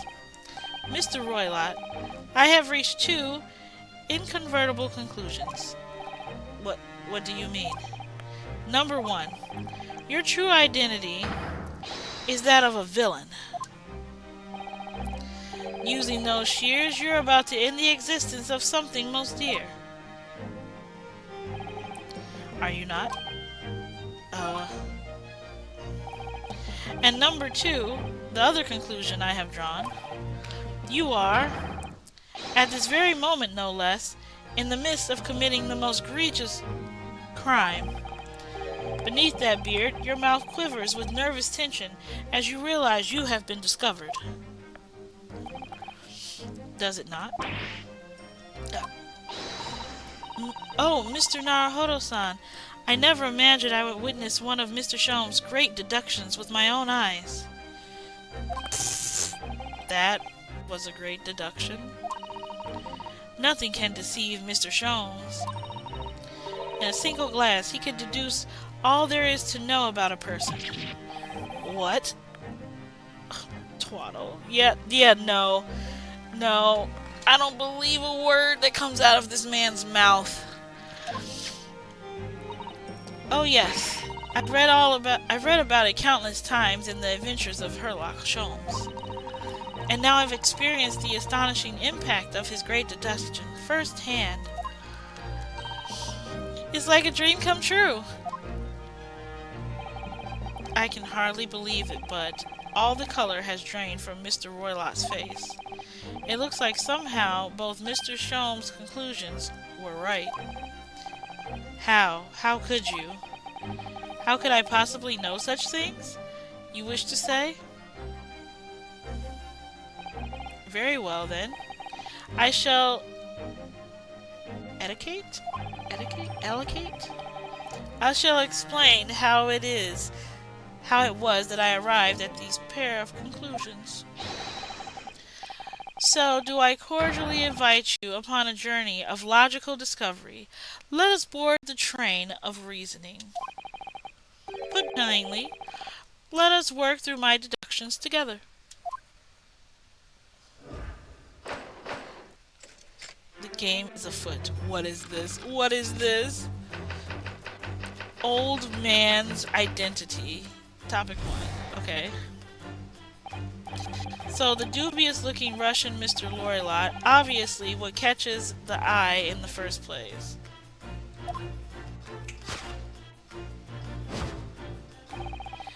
Is the enormous pair of scissors in your hand. Now we ask ourselves, what could you possibly want with such an implement? The answer, of course, is staring us in the face. You are on the verge of using the shears to cut away that copious beard you sport. Now, moving on. The question then begged is this: why would you desire to rid yourself of this magnificent beard, Mr. Roylott? Once again, the answer is plain. We have clear evidence to shed light on the matter. Regard, if you will, this morning's paper, in particular the fascinating front page article, which it would appear you have read also, Mr. Roylott. I'm sure it needs no further clarification. The evidence that reveals your true identity is the article about the revolutionary. He has a long face, not a little short fat face. In translation, the headline reads, Revolutionary flees Russia via Shanghai. Yeah, I'm not saying his name. As you cannot fail to observe, the subject of the article possesses an extremely copious beard.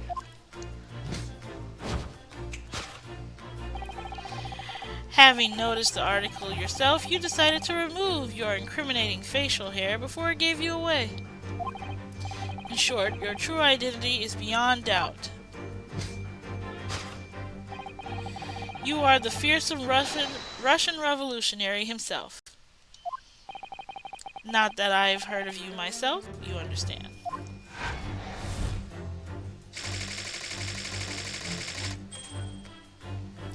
Yeah, but he said that was me, not even like 20 minutes ago. Topic 2, wrongdoings. Now, as for my second conclusion. You are, at this very moment, on the brink of committing the most grievous crime. A most grievous crime. And the proof of this crime? Over there. Oh yes, Mr. Roylott. Taken unawares, people have the propensity to let their eyes stray, you see. Ah. As I assure you, the eyes speak so much more eloquently and honestly than the mouth. The answer we seek lies where the fugitive glance falls. The proof of your crime sits before our very eyes. Yes, that traveling case. And this time I think that the case be opened and its contents laid bare. No, I refuse. What could you possibly be concealing inside, we ask? By my estimation, a young lady, perhaps? One slight enough to fit therein. Don't be absurd. And what, pray, would be the identity of this young lady in the traveling case? Dear me, we are not well suited to a life of crime, are we? Your careless What? I don't know. Betrays you. Once again, we need only follow your fugitive glance to find the answer.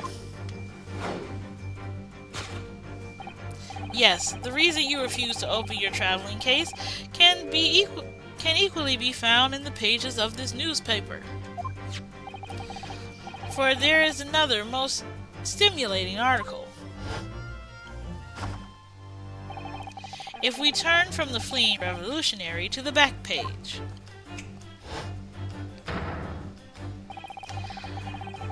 Renowned prima ballerina of the Novik Ballet disappears from Shanghai. Such a headline can lead us to but one conclusion. Your crime is that of abduction. And according to the article, the young lady's name is Nikolina Pravova. I keep saying her name wrong. I'm gonna keep saying their names wrong, probably. This concludes Herlock Sholmes' great deduction of the Russian enigma. Eleminsky? I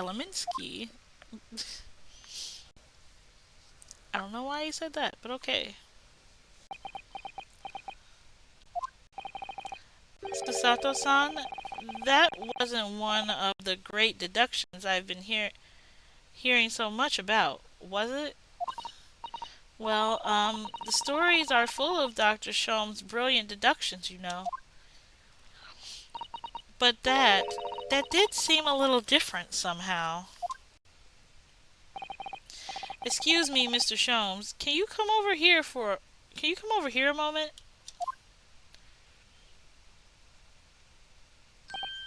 Pray, what can I do for you? About your deductions, would you mind? Not at all, go on. Well, to start with, there's the newspaper article. I think we had the same discussion before, but these two men look nothing like each other. Ah, yes. I recall our discussing it earlier, and at the time, I believe I told you that the man is revolutionary, well able to revolutionize his own appearance. In fairness, Mr. Sholmes, Mr. Roylott does look more like this man than you do. That's not the point. And another thing, the part about him abducting the ballerina, indeed, a truly startling revelation. At first glance, the case would appear too small to accommodate a young woman. Not at first glance. It is too small, clearly. You'll be lucky to fit a 5-year-old child into that case, even if you pushed really hard. I don't suppose the missing ballerina is a 5-year-old child, is she?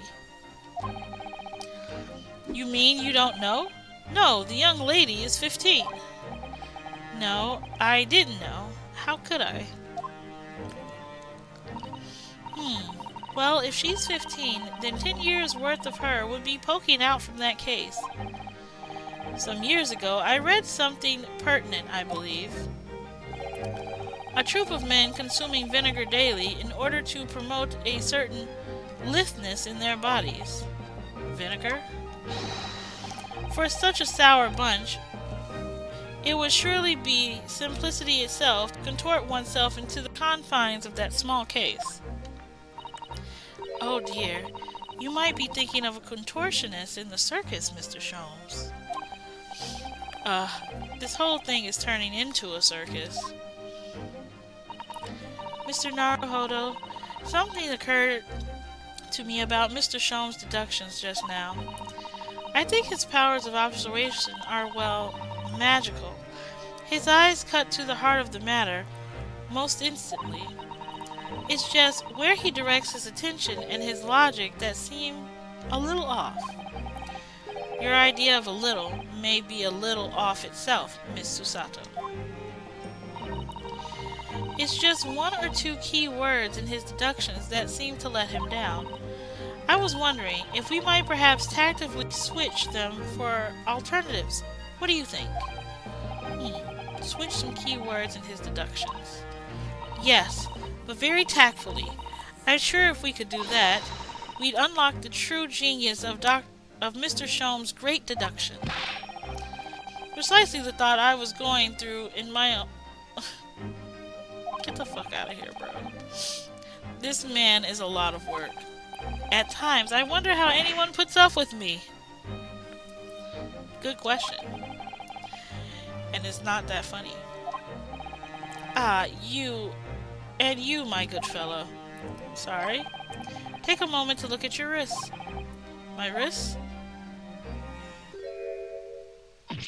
Where'd my handcuffs go? Huh? How did...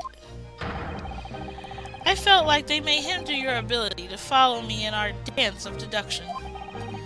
I don't believe it. Mr. Sholmes, you are a marvel. And don't worry, I shall restore the shackles to your wrists when we are finished. I'm not worried. In fact, I'd rather stay like this. So, let us begin. Sherlock Holmes is proud to present his logic and reasoning spectacular.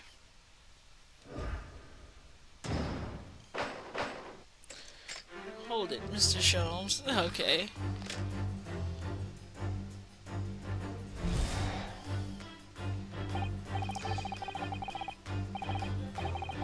Just the guy in the first place. Okay, let's keep going.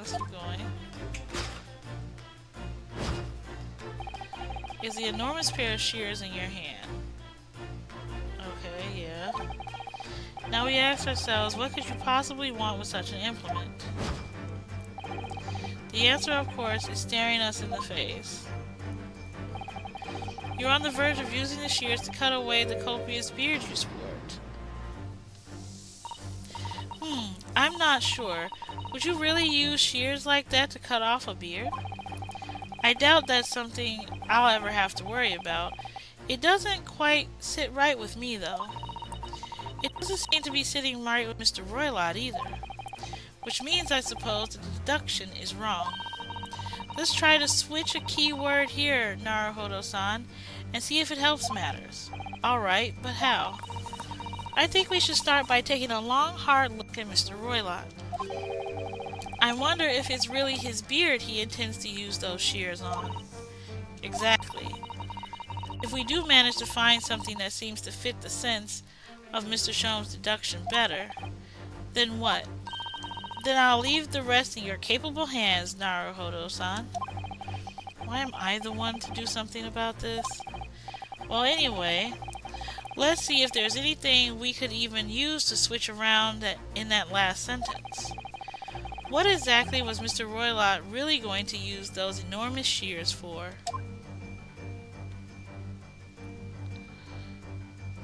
What was the old man really about to cut? Oh my god. What is that? Look at all this hair back here. What's this? It looks like a cascade of stunning golden locks. No, the color is not the point. The point is, what is it doing on the back of Mr. Roylott's head? And how is it growing out from underneath his thick black hair? Well, yes, that's true. It's so stunningly beautiful and stunningly surprising. Something's definitely not right here.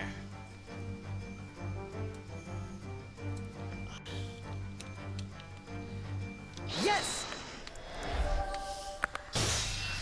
There we go.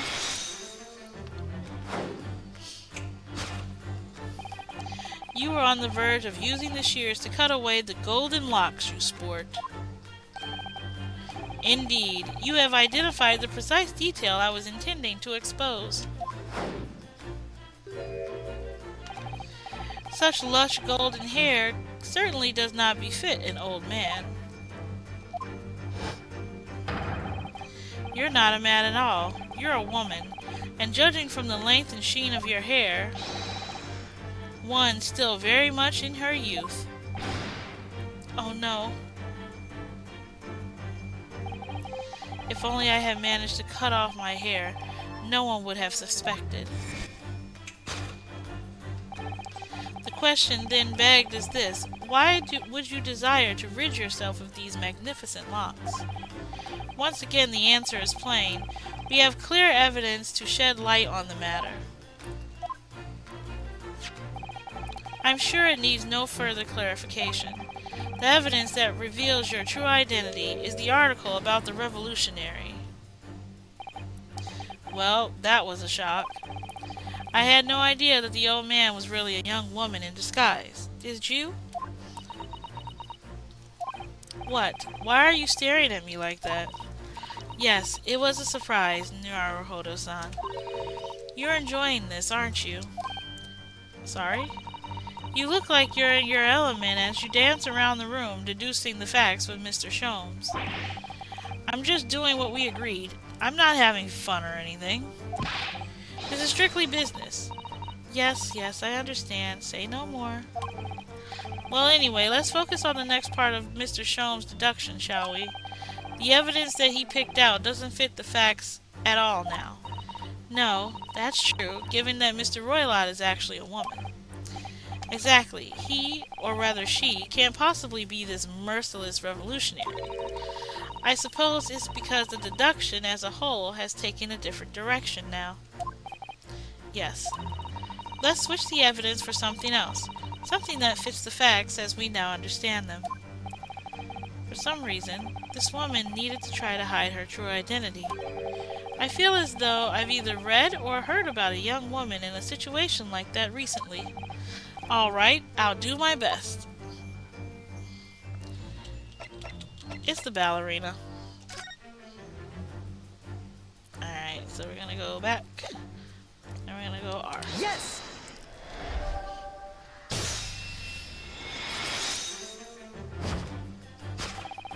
The evidence that reveals your true identity is, of course, the article about the ballerina.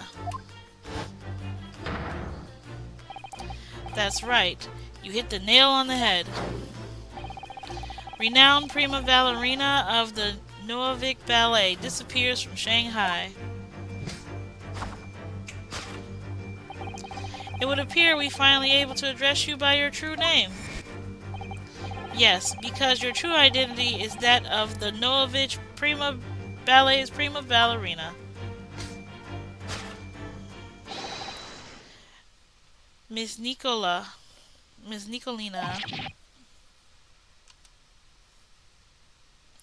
Oh,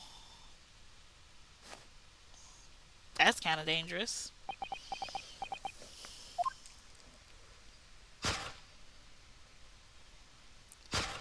The reveal.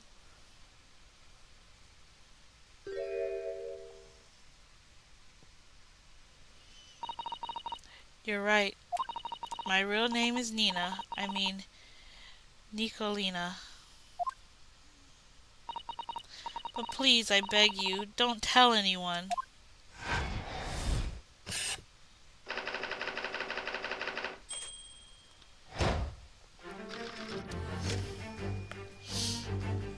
Alright, here we go. Now, as for my second conclusion, you are at this very moment on the brink of committing the most grievous crime. And the proof of this crime, over here.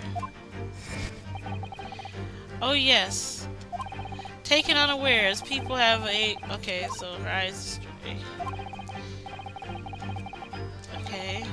And honestly, then the mouth. The answer we seek lies where the fugitive glance falls. That travel case. Okay. This woman is a ballerina. She's right in front of our eyes. So clearly she can't be inside the traveling case as well. No, that's right. It seems she wasn't abducted at all. In which case, what is the crime this young woman is apparently committing? I can see I'm going to have to step in and fix the great detective's mistake again. You seem to look pleased, Naruhodo-san. Do you like the idea of another chance to dance around with Mr. Sholmes? Stop it. Anyway, there must be something else here that shows what this woman is up to.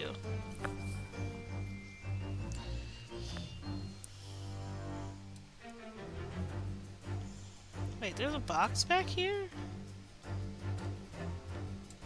Oh, there it is.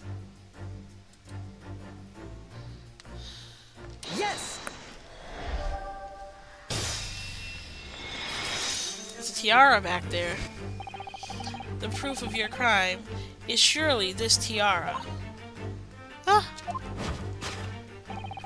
I believe this tiara is worn on stage by dancers in the Nikovich Ballet, is it not? Yes, the one with all the diamonds. Indeed, it would appear to be identical to the tiara pictured here in the newspaper article. And if the report is to be believed, it's an item worth 20,000 rubles. In summary, the crime you have committed is theft. Oh no. Yes, you left your ballet troupe unlawfully, taking their precious tiara with you.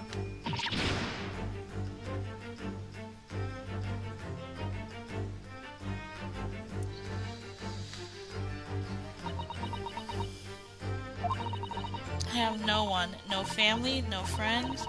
I am all alone, and I need money. But I did not steal the tiara. It was a present from, how do you say, an Earl of Persia. It belongs to me.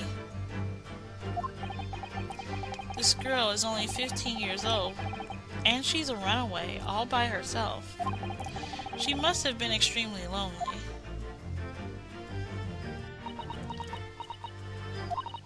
Alright, I will tell you everything. There is no point in hiding it now. Come, come, let us not be hasty. What? There remains one unsolved mystery about you. Mystery? What do you mean? You have staunchly refused to open this traveling case of yours in our presence. It is reasonable to conclude, therefore, that there exists some reason you wish it to remain closed. Is that not so? My dear girl, there is no sense in playing games with me. Nothing escapes my attention. Indeed, I have a very good idea of the contents of your case, even before I have ever laid eyes on them. Dear me, we are not well suited to a life of crime, are we? Your careless coup betrays you. Once again, we need only follow your fugitive glance to find the answer. The reason you refuse to open your case is in the books on the shelf. What? He has completely changed tact with his deduction now. I think Mr. Sholmes is adapting his logic to the changing circumstances, don't you? Maybe. But why has he suddenly brought the bookshelf into this? It's just a wild guess, surely. Oh, do you think so? Well, it doesn't seem likely the reason why this young woman doesn't want to open her case. It would have been written in a book that doesn't even belong to her. Yes, that's true, but still, she certainly did cast her eyes in that direction. I noticed it myself. Then there has to be another reason why she won't open her case. And it must be somewhere in the same area, if that's where her gaze was involuntarily drawn. I agree. That's the only answer. Whatever she has hidden inside that case should be revealed by following her gaze in the direction of the bookcase.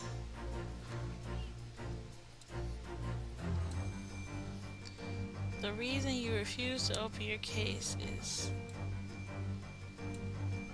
small picture? All I see is the small picture. The small picture. It's the books on the shelf. And it's this. So what is she looking at? This? Because her gaze isn't behind her, it's over here. Let's try this one. Yes! Oh, rules of passage. Alright. Yes, the reason why you refuse to open your case is written in the rules of passage. Passengers must not keep weapons or other dangerous objects in their cabins. Pets are also strictly forbidden. Inside that case of yours is something forbidden from the cartage on this vessel. That is the real reason why you refuse to open it, thus revealing its contents.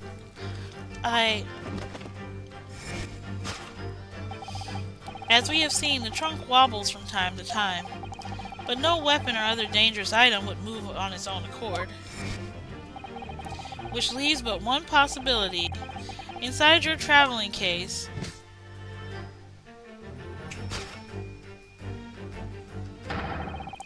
is the last item listed as forbidden in the vessel's rules of passage. A pet. So she brought a pet with her?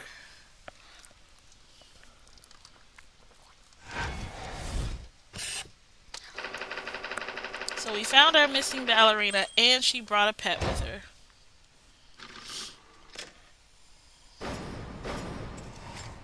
Hey!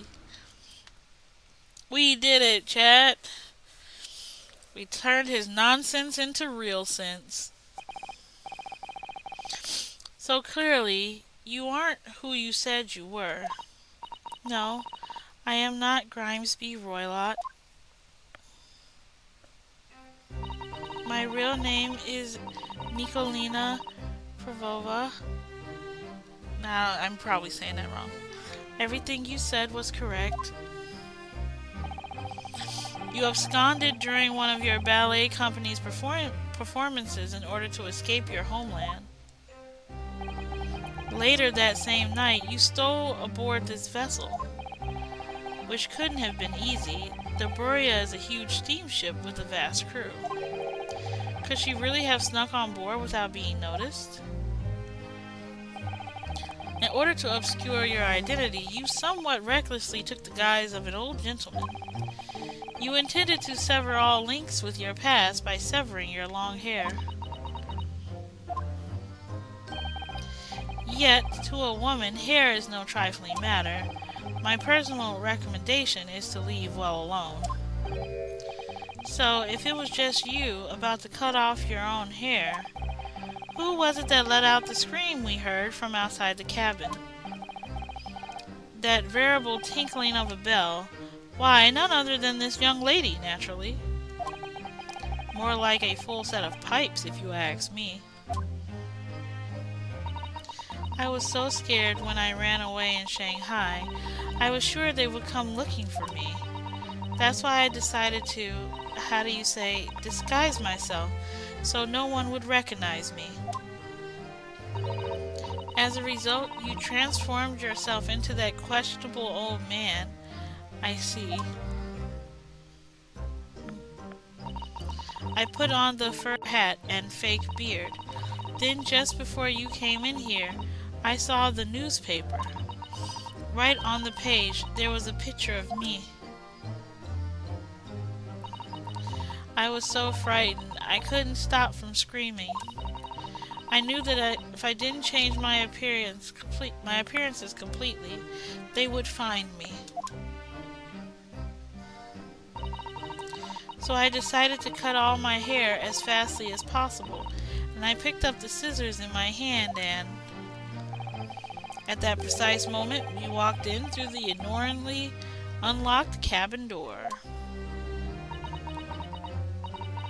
Things happen like that sometimes, don't they? Things do indeed happen like that from time to time. Are those two even talking about the same thing? There's just one more thing I'd like to know. What exactly do you have inside your traveling case? You were right. It is my dear friend inside.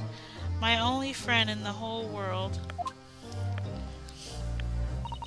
Please, don't tell anyone. If the captain finds out, if you say to any of the crew. Your secret is safe with us, I assure you, but in return, you must tell us as much detail as you can muster about the events of last night.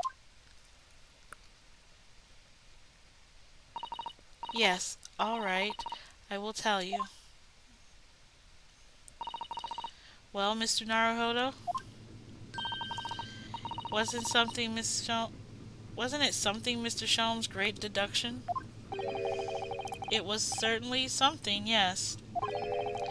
I'm not just entirely sure what, but at least Miss Provora has agreed to tell us what she knows. That's incredible. Indeed, it is incredible. Ah, and one more thing.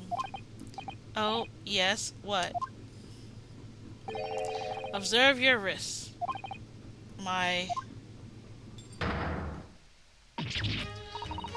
Your hands are cuffed again.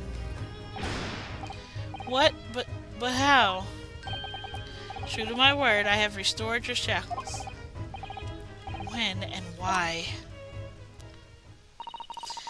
There is still a shadow of guilt cast over you, Mr. Naruhodo. I'm sorry to say, it can't be helped at the moment. Can't it? Really? Anyway, let's listen to what Miss Pavlova has to say. I can't go on not knowing. I have to find out what the speckled band that Kazuma-sama wrote about in his diary really was.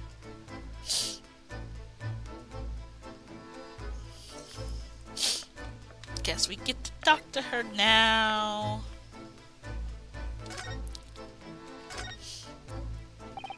Did you know that someone was killed in the cabin next door to this one last night? One of the crewmen told me this morning when I was eating breakfast. The man who died, he was a friend of mine. Oh, that's why we're trying to find out what happened. Did you notice anything unusual last night? Perhaps you heard a strange noise, for example. Perhaps people talking. Perhaps the ship was absorbed in a wild tempest. Perhaps its steam engine exploded. Perhaps everyone on board would have noticed if that had happened. Miss Pavlova, is there anything you can tell us? I don't know.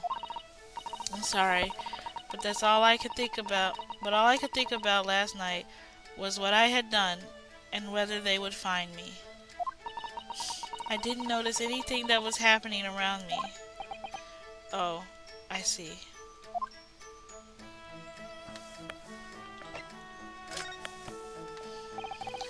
You're a runaway from your ballet company. You've run away from your ballet company, haven't you? The Novovich Ballet? Yes. I am traveling to Great Britain, and from there I want to go to America. I will never dance again. I want to forget everything about the ballet. I will start a new life. You wish to forget? A challenging proposition. You have that striking tiara as a reminder. But the tiara is mine. I need it to live.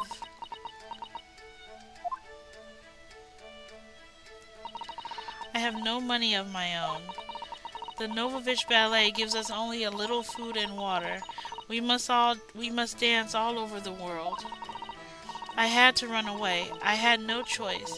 If I stayed, it would have killed me. So you ran away to protect yourself? Yes, and the crew of this ship, they have all been kind to me. They let me come on board, and they said I could hide in this cabin. Is that indeed the truth, Miss Pavlova? It creates the most intriguing conundrum. Yes, it does. What do you think about it, Mr. Naruhodo? Me? Oh, well, yes, of course. I think we should hear Miss Pavlova's explanation. To what conundrum, I'm not sure, but... Conundrum! Miss Pavlova, please allow me to pose you a riddle.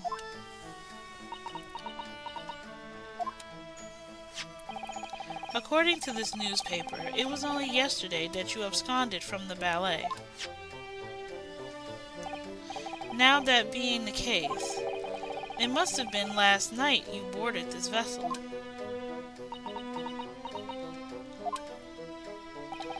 However, the SS Buria stopped by no port last night. Ah, that's it, of course. So how is it, pray, that you come to be on board?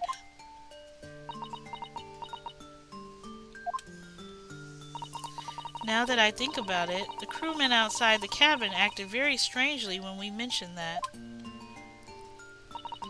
It was just after we asked him about when the occupant of this cabin came on board.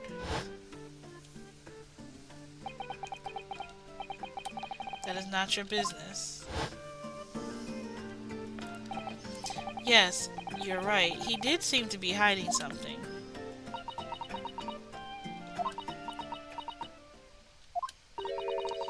An angel descended from the heavens, bringing grace and beauty to the stage.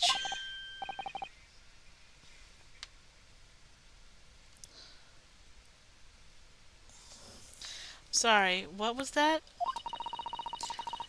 How is the Russian newspapers described one of my performances? And that is how I came here too. I descended from the heavens because I am an angel. Considering English isn't your mother tongue, your description is very vivid. Mr. Sholmes once said, I never can resist the touch of the dramatic. It seems Miss Parvova is the same. A genius descended from the heavens, bringing grace and beauty to deduction. A quote from a wonderfully extravagant advertisement for the adventures of Sherlock Sholmes, in fact. Yes, Mr. Showy. Anyway, it doesn't look like Miss Parvoa is going to tell us what really happened. So the friend you mentioned is inside your traveling case, is that right? I don't think animals are allowed on board according to the rules of passage. Oh please, don't tell. Don't tell any of the crew. They found out my precious... Then the burly Russians would bestir themselves in union to throw you and your case overboard, no doubt. So reassuring, Mr. Sholmes. But what sort of pet is your friend? A little puppy? It is, isn't it?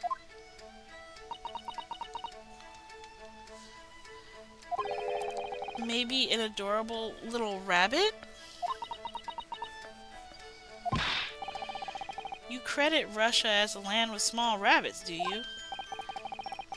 Oh, don't they have small rabbits there then? You may well ask. I have no idea. You two are miserable bunglers when it comes to understanding the natures of young ballerina's friends. Isn't it obvious? It must be a chicken. Really?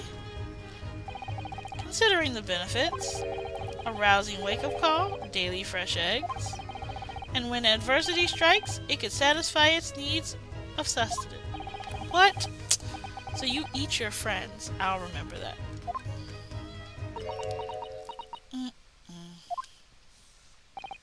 Well, it would appear that friend's identity is closely guarded secret, not to be revealed. Oh my god. She obviously doesn't quite trust us yet. There's something I would like to show her, I think. Maybe she might be able to shed some light on it. Something we want to show her? Oops, I accidentally hit this again. We gotta go through it real fast.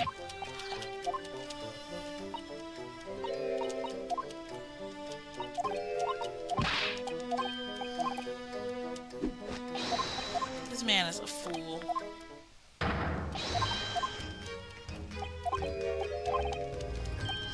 Maybe the thing with the speckled band we can show her and see if that does it.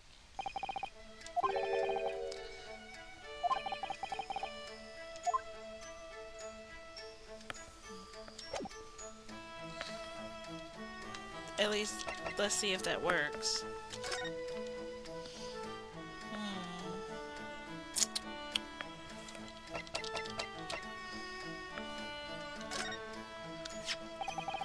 This is the diary of my friend who passed away. His diary? Yes, and he wrote in it last night before he died. Something a little unusual. It reads, at 1:23 a.m., I can hear a faint whistling sound. Then a few minutes later, at 1:35 a.m., what looks like some sort of speckled band is dangling from the ventilator grill. A speckled band? I do not understand. It's strange, isn't it? But the ventilator he mentions joins to this cabin, you see. It's up there on the wall. In other words, this cabin and the victims' cabins are connected together. Oh. Miss Parvoa? Has something occurred to you? Does the speckled band the victim mentioned mean something to you? Or the whistling sound, perhaps? No, I don't know anything. Oh.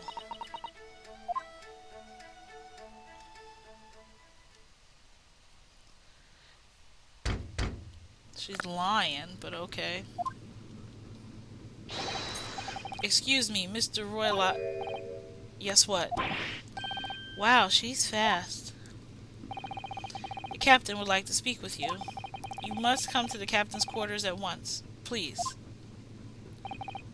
Alright, I will come now.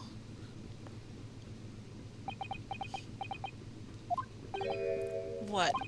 You must leave. Now. Oh no, it's fine. Don't mind us.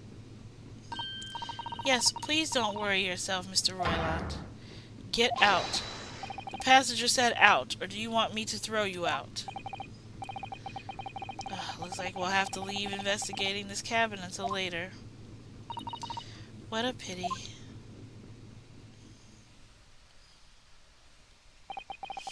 And so we lost our chance. Having still not managed to investigate Miss Parlova's cabin, we were unceremoniously chased out. That is to say, we were quite literally picked up and thrown into the passageway outside.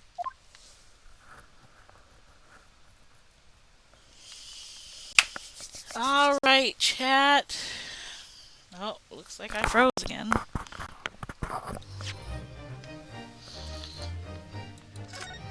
Let's save our progress here.